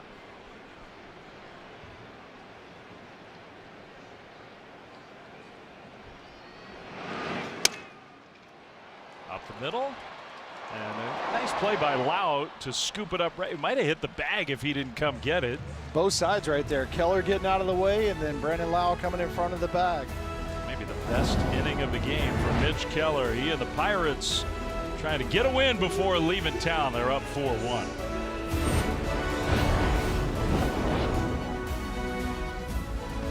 T-Mobile. Here in Toronto, Pirates, Blue Jays, Dave Fleming, Dexter Fowler, Matt Capps, Caleb Griffin. 4-1 Pirates, 7th inning. Lee stays in and strike one with the sweeper to Spencer Horwitz, who led off the game with a home run. The home run's been the theme of the day for the Pirates, 3 of them for all 4 of their runs. 1-1 the count to Horwitz. And the big story of the last inning was, of course, the young rookie and the negotiations going on between the Pirates bullpen and the young fan who caught the home run ball. Dennis Santana was in the middle of a lot of it. He was talking, and we saw him in between innings running down into the dugout across the field. What'd they end up settling on? Do we know? It looked like a bat and a hat. Okay. Maybe we just have to wait and see. That one's a strike. 3-2 to Horwitz. The anticipation is killing me. Yeah. The kid was driving a tough bargain. He had a team. The Pirates had half their bullpen over there. Time by the hitter. It was a high-level negotiation.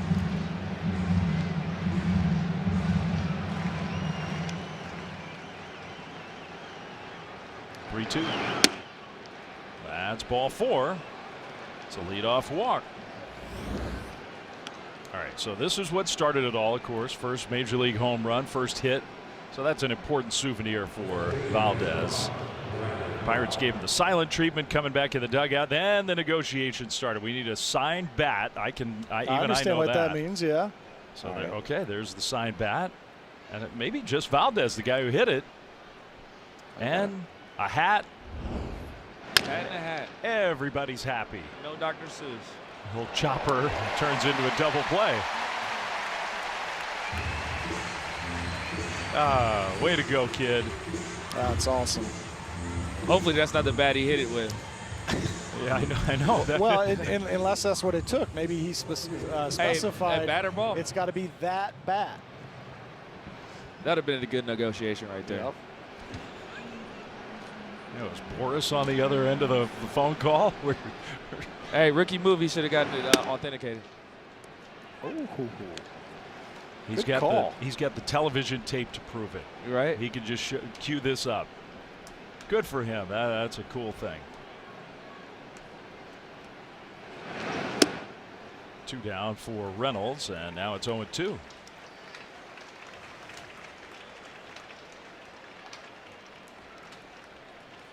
Brian Reynolds has a hit and a walk and a steal in this game, 1 for 2. And a pro stash. Big time. That's pretty new. He had the full beard going a couple of days ago.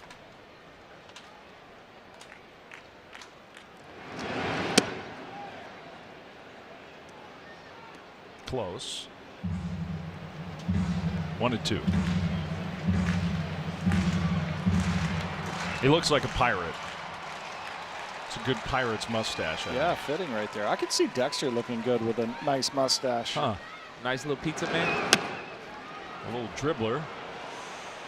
Out in front of the plate. And Reynolds is out number 3. 7th inning stretch time here in Toronto. All's well that ends well. Great job, kid.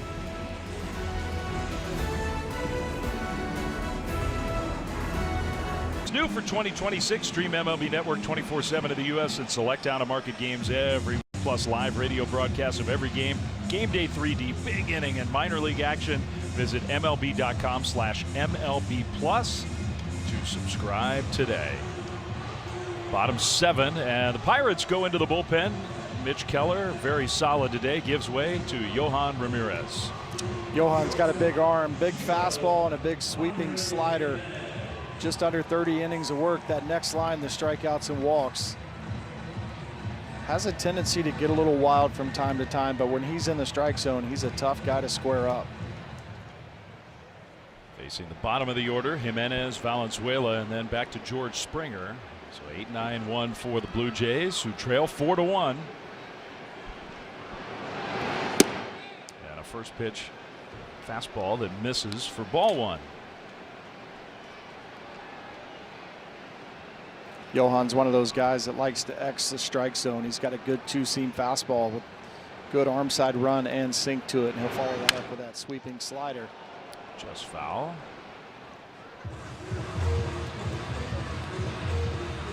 Pirates have had some issues out of the bullpen. Second most blown saves. Earned run average, kind of middle of the pack. Yeah, it was a tough first couple of weeks for the Pirates bullpen. Dennis Santana, Gregory Soto. It seemed like every day you'd turn on the TV and you'd see one of those two guys in the pen, and I think that's caught up to him a little bit. Santana, his last couple of times out, has thrown the ball a little better.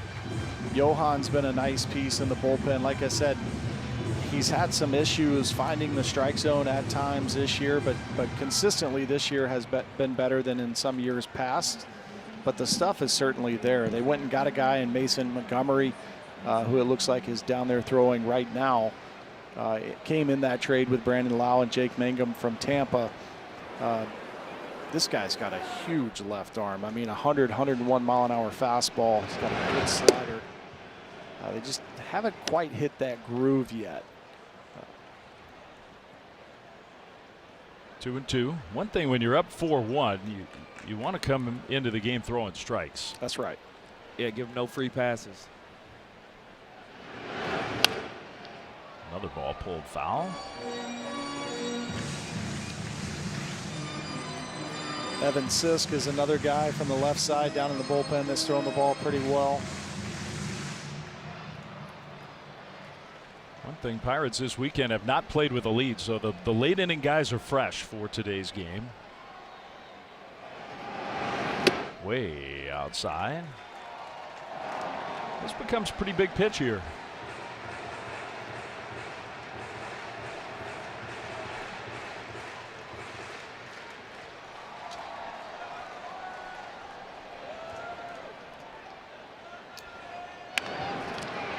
Right back to Ramirez, who's going to flip to first. Out number 1. Well, Kaylee Griffin is our reporter down around the dugout. She's left her post doing some investigative work, Kaylee. Yeah, Dave, I'm out here by the Pirates bullpen, and I found Adam, who caught Valdez's home run ball. Adam, you were driving a hard bargain there. Who were you on the phone with making negotiations with? Was it your agent? It was my dad. We were making agreements to like trade that ball I caught for this signed bat and this Pelicans hat. Pirates hat, but you had it on earlier too, and it looked really sharp. Adam, I think you drove a pretty good bargain there. You got a nice bat out of this. Congratulations. We're so excited for you. Thank you.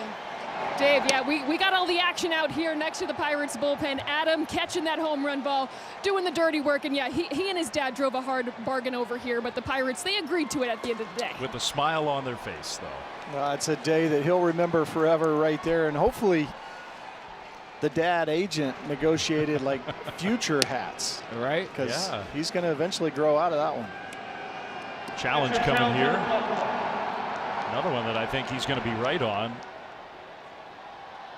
Rodriguez, the catcher, has been right once already. He's right again. Also returned, 2 challenges remain.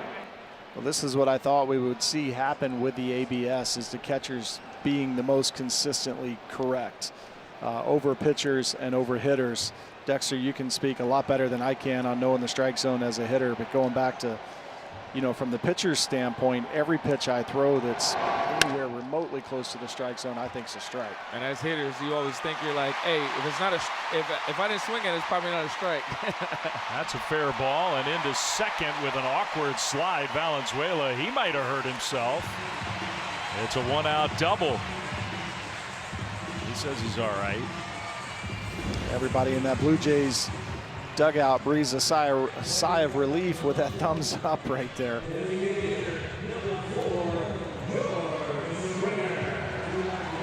Nice job by Valdez getting that in, even making it close.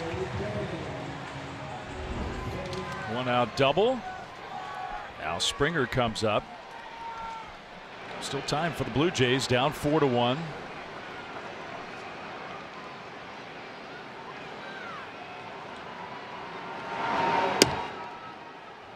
Strike one to Springer. I showed you Montgomery, the left-hander, warming up in the pen. Varsho, left-handed hitter on deck. So you would guess that this is probably the last hitter for Ramirez. Third hitter. You got to face 3.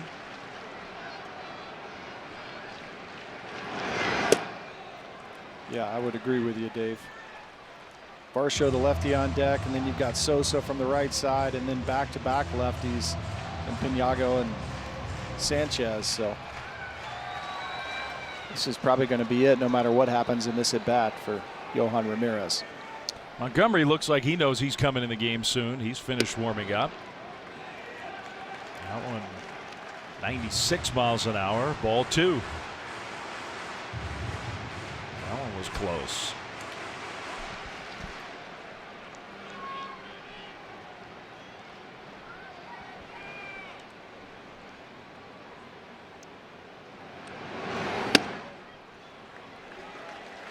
Three and 1.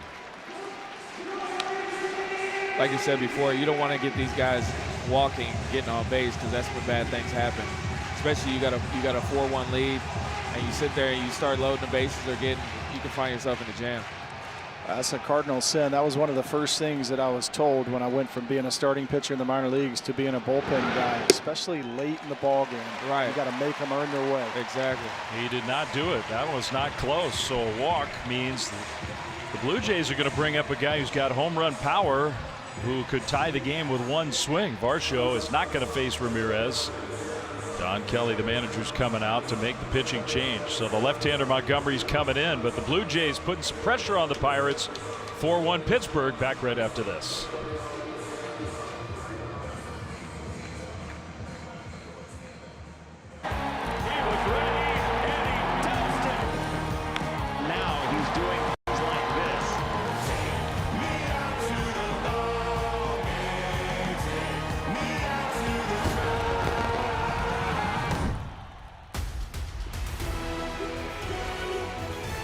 So that's tonight from Anaheim. Rangers Angels. How good is it to have Mike Trout back and healthy and on the field and hitting home runs? I love to see that, especially being his teammate, and to see him out there happy, smiling, healthy. I mean, there's no better player on this planet. Well, maybe Shohei. Yeah, maybe a little qualifier. His old teammate Shohei Ohtani. Meanwhile, Mason Montgomery, flamethrower from the left side, and the Blue Jays putting some pressure on the Pirates here. 2 on, 1 out. Left on left, Montgomery against Dalton Varsho. Oh, first pitch foul. And you talk about Mason Montgomery being a flamethrower.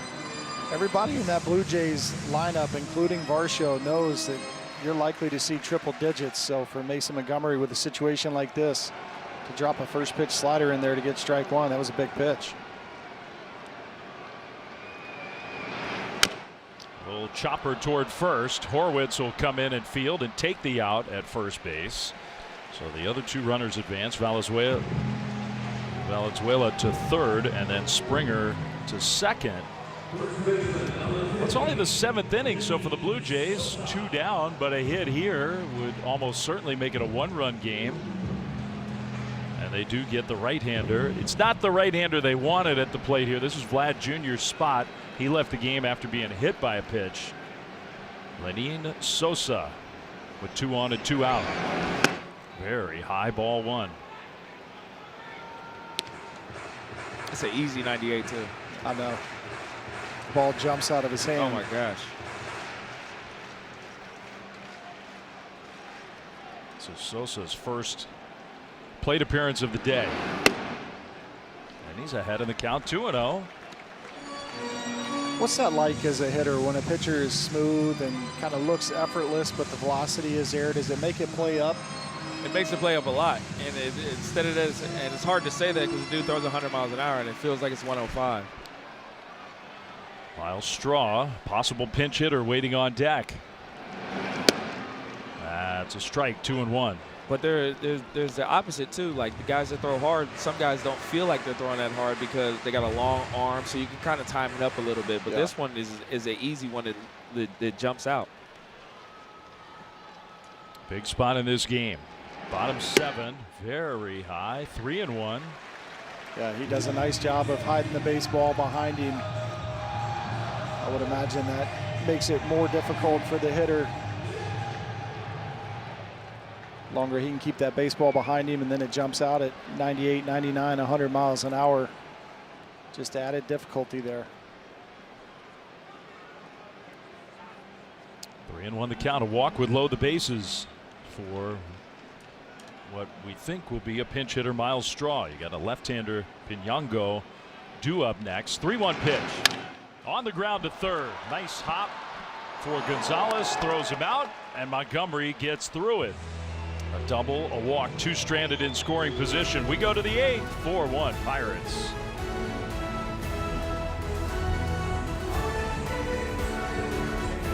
Playoffs continue. Thunder Spurs tonight on NBC and Peacock. Man, what a series that has been. And a huge game for Wemby and the Spurs tonight at home. Speaking of best players on the planet. Oh man. Wemby's up there. I mean, you never see anything like that. That's crazy. They say when you see him play in person and then you start walking towards him, he gets like exponentially bigger. Really? I mean, he's making 7-footers look like they're point guards. Braden Fisher comes in out of the Blue Jays bullpen. Yeah, Braden Fisher's not 7'6", or Wembanyama maybe 7'4", whatever he is. It feels like 10 feet. Sometimes he pitches like he is, so a lot of breaking balls. 76% of the time you're going to see some kind of bender. He's been really good against right-handed hitters. Held them to a 151 average. That's 8 for 53 this season. First pitch curveball there, to your point. And now Gonzalez needed time. Something was going wrong with his shin guard. Can't be distracted by your armor. Well, it's got to feel right. It's got to look right too. Spoken like one of the best dressed players in MLB. On and off the field. Hey, you look good, you play good. What they say, you play good? Is he talking about you or me? You. Oh. Don't take that personally, Matt. I figured out how to tie a tie this morning. I was proud of myself. Gonzalez, a little pop-up. Clement, one away. Well, the injuries have been a part of the story of this game again for the Blue Jays. In the 5th inning, the starter, Dylan Cease, started to tighten up. The trainer came out. He stayed in for a couple pitches, ultimately came out of the game. Vlad Jr. got smoked by that fastball from Mitch Keller, immediately turned and headed into the Blue Jays dugout. And for more on those 2 injuries, a little update. Let's go down to Kaylee. Dave, let's start with Dylan Cease. He was removed from today's game with mild left hamstring discomfort. That's the extent of the update we received, so we're hoping that it's nothing too serious. And as for Vladdy Guerrero Jr., it's a right elbow contusion. He already underwent x-rays, which came back negative for a fracture, which is obviously good news for the Blue Jays, guys. As you mentioned, a light at the end of the tunnel coming for this team, hopefully, when it comes to injuries. All right, thank you for those updates. So at least relatively speaking, as Cruz grounds out, relatively speaking, They said mild. They used the word mild to describe the hamstring discomfort, and then X-rays negative for Guerrero. Yeah, and Vlad's a strong guy. And for him to walk off the field like that, you got to take your medicine right there. Like that right there was a relief, a sigh of relief that it wasn't more serious, because like I said, he's a tough guy, tough, strong guy, and he left immediately.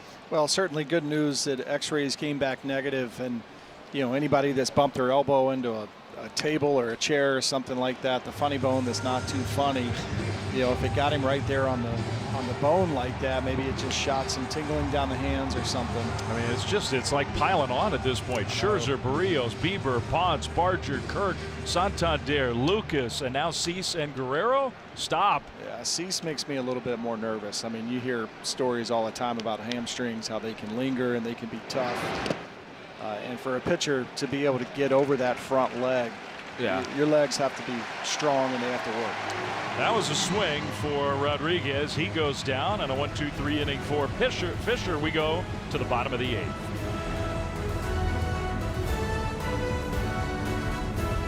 BC and Peacock, and today's game moments away from starting. The Wings and the New York Liberty from the big city. This is the big city of Canada where we are today, Toronto. Hey, look who's playing center field for the Pirates. Matt Capps, you get to say the password's name. Joe Stinson. Oh, you've been practicing. I have, just a little bit. Joe Stinson Garcia, and I got to correct myself. I was talking about Valdez in the second inning. It was actually Joe Stinson Garcia, the password, that had spent a little time on the AAA injured list, and then his first game back went 5 for 5. He's got with 3 homers. Maybe he's a rookie. He's got maybe the best nickname in baseball ever. I mean, the password, and what's his brother's nickname? The username is crazy. Isn't that great? The username and password. That's a family, or at least a sport, with a sense of humor. It is an unusual spelling for Joe Stinson. I got to get out the roster if I'm going to actually spell it out. JHOSTYNXON. Joe Stinson. See? No problem. That's the password. The pass. Miles Straw, pinch hitter. All right, there you go. JHOSTYNXON. We'll have a quiz in the 9th inning. Great flow, too. Yes. Looks healthy. His hair looks healthy. It's the first thing I noticed. Right? He's an athlete out there. He runs well, plays a great center field. Straw hitting for Pinango and takes a strike. I think he was taken all the way, even at a good hitter's count. You're down 3 runs. Blue Jays need base runners, running out of outs.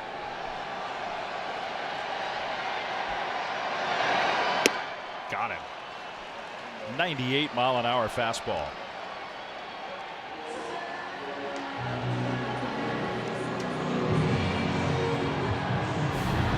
Ace has all the power you need to get the job done right, with the best power brands all under one roof, like Steel, Eagle, Milwaukee, Craftsman, and Toro, with free assembly and delivery or ready for pickup in just 15 minutes. Ace is the place with the helpful hardware, folks. Well, against the lefty, another pinch hitter, Davis Schneider.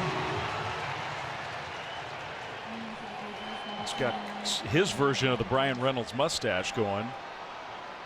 Good right-handed hitter. Takes ball 1.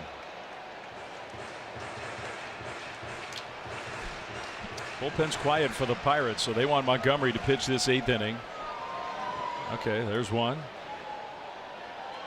And Schneider.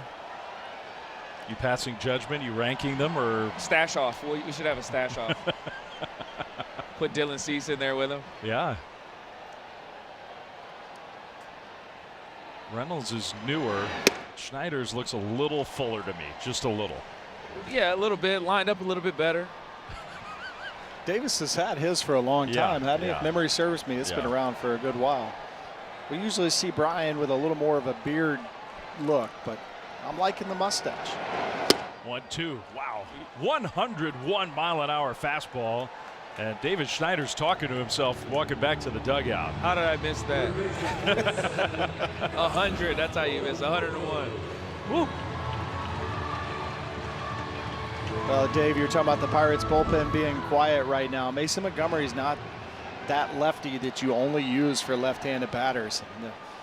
Just saw the fastball explode out of his hand, but that slider's also got the depth on it where he can get righties out. Got the grounder to short, and that was a dominant inning for Montgomery. On to the ninth. Pirates with a 4-1 lead.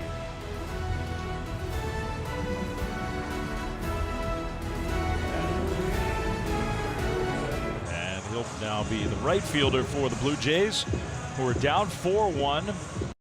And they go back into their bullpen. Yariel Rodriguez, the 5th pitcher of the day. Cease, Fluharty, Lee, Fisher, and now Rodriguez.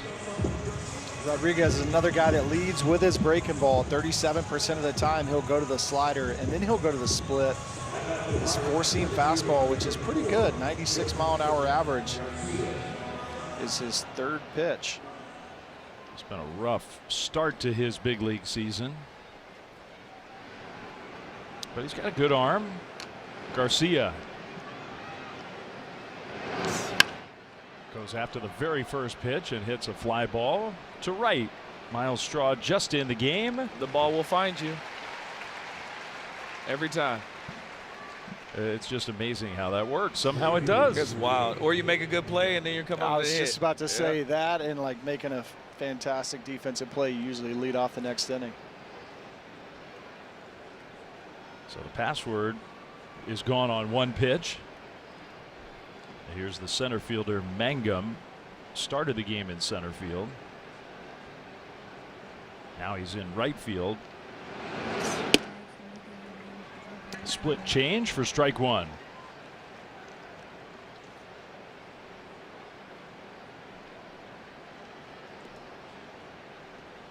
Mangum 1 for 3. All 4 runs for the Pirates by way of the home run. A couple of solo shots and a 2-run homer. Ouch.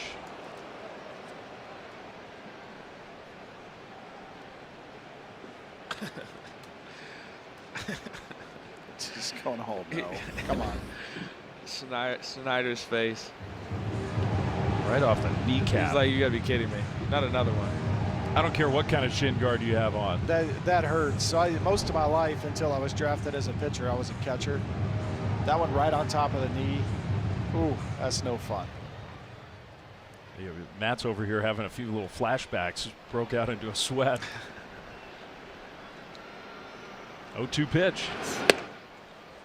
Yeah, you really didn't do much pitching at all until. I didn't. I mean, I was actually our number 3 pitcher on my high school team. Catch and hit. Signed to go to college as a catcher. Dream big, kids. Yeah. You can hit though. I can swing it a little bit. Oh, drilled him. Mangum right in the middle of the back.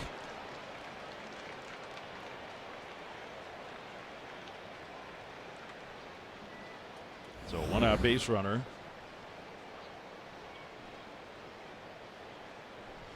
That's the one that sticks. Those breaking balls, they like dig in. It's like a drill. I'm laughing not because it's funny. Ooh. There goes Mangum.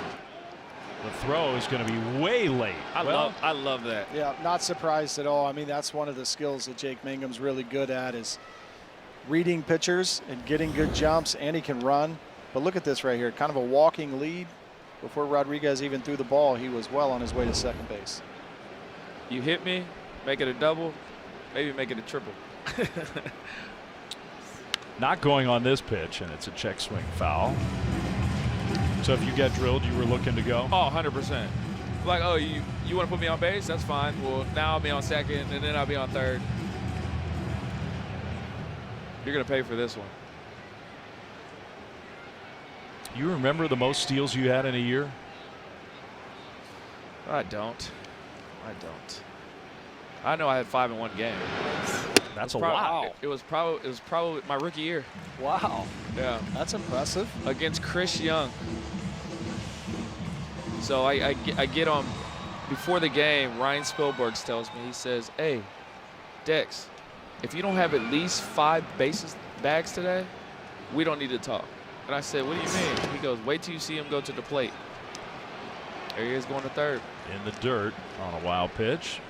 So and so I get on my first at bat, and he was like a 1.6 to the plate, which is extremely slow. This is Big Chris Young. Big Chris Young. GM for the Rangers. Yeah, now? Big Chris Young. So I thought it was like I was like, this is not real life. Let me give him another pitch. Does the same thing. I said, "Oh, I'm going." Stole second. Next pitch, stole third.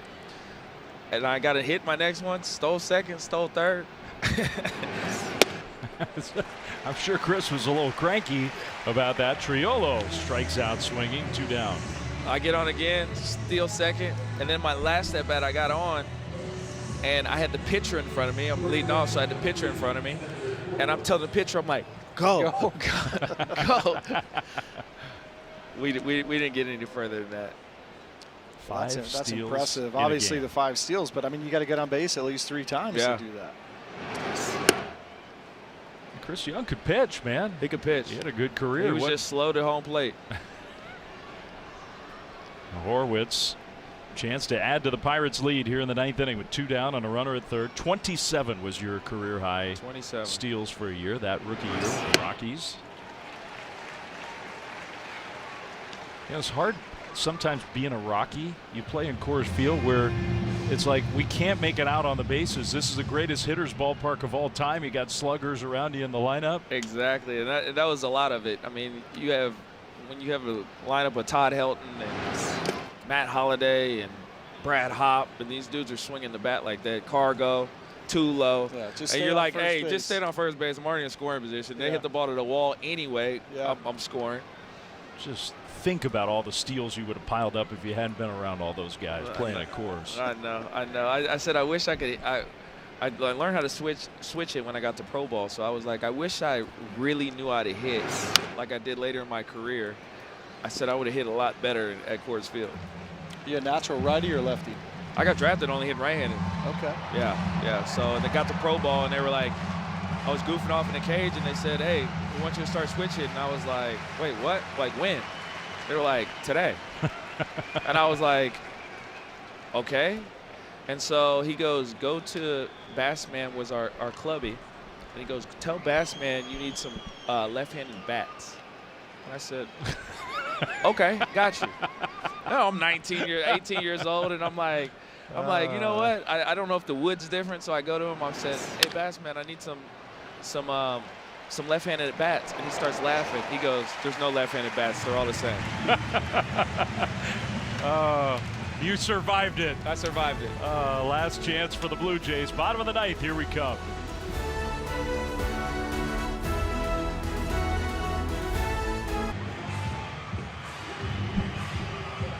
All right, last chance for the Blue Jays. Down 4-1, bottom 9, and they will face the left-hander Gregory Soto. Another power arm in the Pirates bullpen. Soto's got a good-looking fastball. Dexter, you'll like this. As a kid, he couldn't find the box of curveballs, so he had to learn how to throw a slider. He's got a good-looking slider, too. Pretty good start to the season. 4 saves and 6 opportunities. Is there really a box of curveballs? Yeah. They're in the equipment room. Right next to the keys to the batter's box. And over across the room from the pile of left-handed bats. That's right. Hey, when you're a rookie, man, you got to go through it. You do, exactly. Especially coming out of high school, you use the metal bats. Ernie Clement going to try to help the Blue Jays at least put a little pressure on Soto. That one is playable, it looks like. Horwitz in foul ground, 1 away.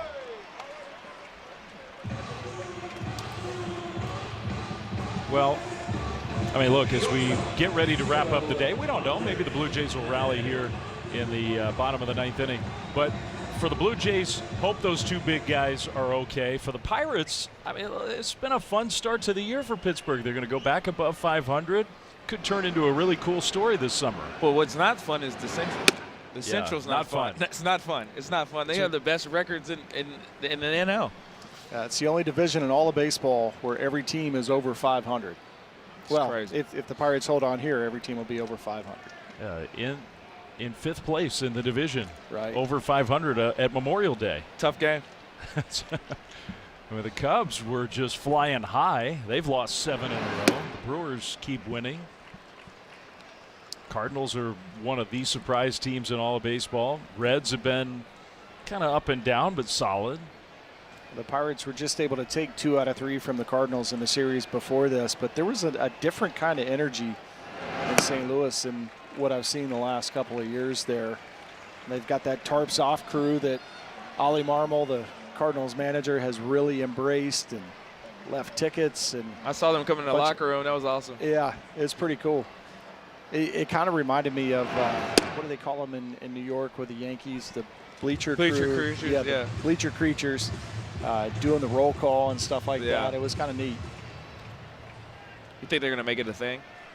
I think it is a thing. I think they've already made it a I'm thing. saying like the bleacher creatures. Do you think it's going to be like? I think so. From years to come. Well, the last time maybe you could argue the Central was this competitive. You were there. Don't get overly emotional, Dexter. We won we didn't win the Central, but we won we went to the National League Championship Series that year. You won 97 games and finished in 3rd place in your division. The 3 best records in the NL, and we all had to play each other. Yeah. We played Pittsburgh in the wild card game, the 1-game wild card, and then ended up playing the Cardinals after that and beating them. Oh, got him. That one definitely hit his hand. Yeah, they're going to send Jimenez to first. I would imagine the Pirates are going to ask for just a minute to make sure. Usually you check with the video room, but I think that was pretty clear. Onto the phone just to make sure. Yeah. You could hear it. We could hear that one up here. Yeah.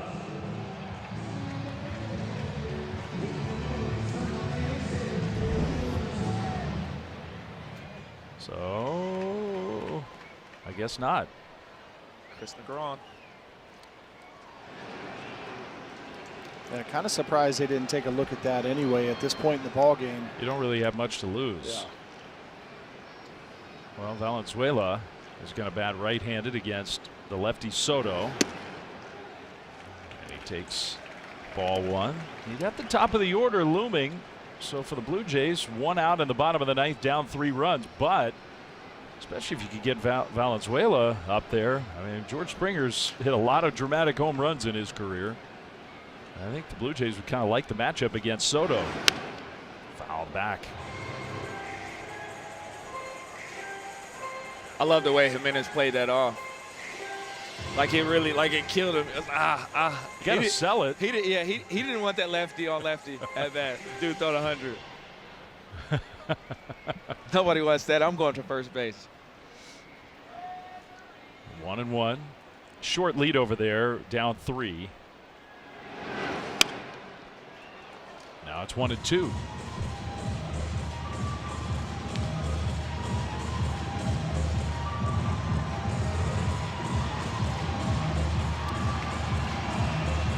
We were just talking about the Central, how competitive it is. Cubs going in for 4 tomorrow in Pittsburgh, starting a series, right? Yeah. That's right. Yep. They need these 4.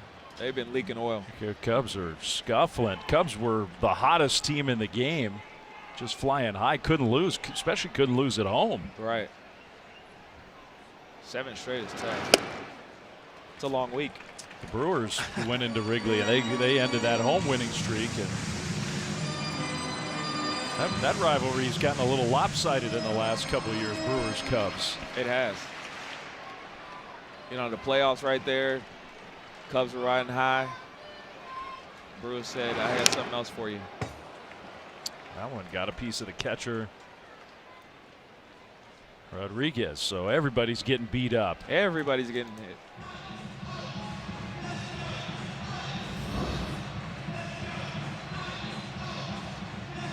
Oh, right on the bicep. That's not fun either.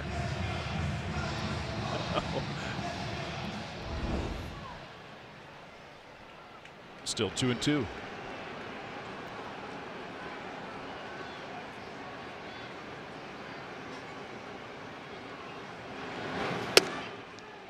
Full count. This is a big pitch. Game's not over. George Springer looming on deck. It's never over if you got George Springer on deck with 2 guys on. In a 3-run ball game. Soto's got to come in the strike zone right here. Take your chances. Make him earn his way. Step off for Soto. This is his spot. There's nobody warming up in the Pirates bullpen behind him.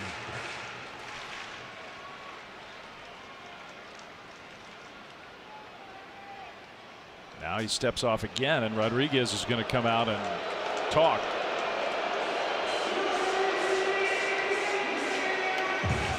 I don't mind this visit right here, and it looks like the Pirates pitching coach Bill Murphy is going to go out and join the conversation. Just make sure everybody's on the same page. Like you said, Dave, this is a huge pitch here in this situation. Full count, 1 out, top of the order. George Springer on deck. Sure, he's telling him, make sure you're in the strike zone. Make Valenzuela earn the base here. Take your chances. As a pitcher, especially in a situation like this, with a 3-run lead, take your chances here. Even if he hits the ball hard, you've got your defense behind you. You've got a decent chance of somebody being able to make a play. But there's no defense for a free pass.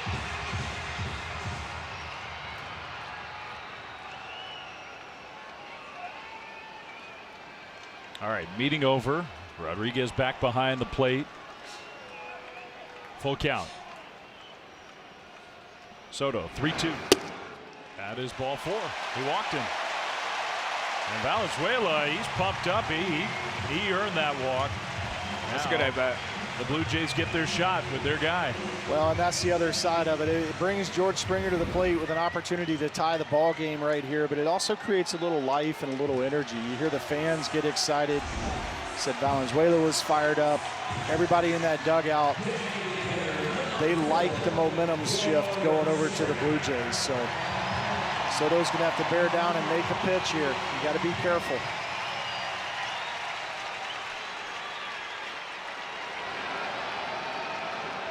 Two on, 1 out. He tried to wrap that slider around the outside corner. Missed with that one. Ball 1.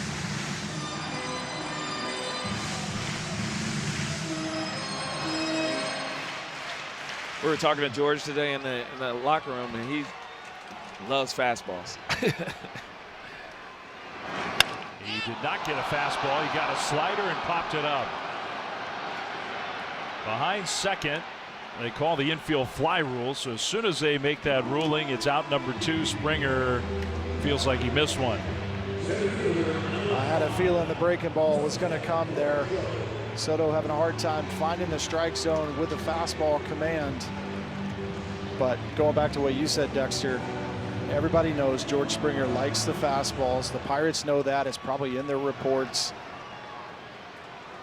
So seeing a couple of breaking balls. Now that's going to bring Varsho up. Varsho's got a little history with Soto, 1 for 2 with a double. And he's got plenty of home run power. Blue Jays down to their final out. Varsho trying to tie the game. Strike 1.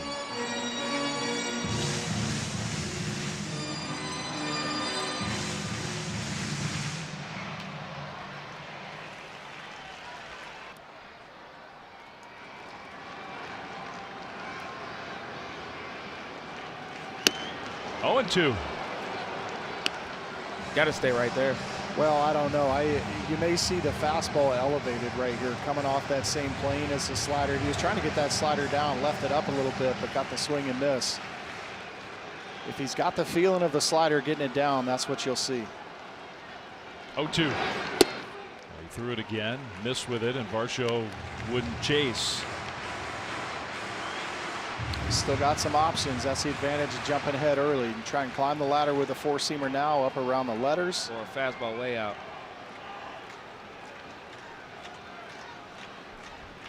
Long pause. 1-2. Fastball missed outside at 99 miles an hour. 2-2.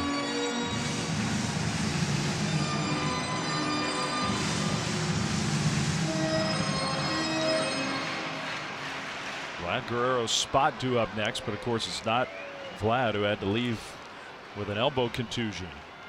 2-2. Got him with the slider.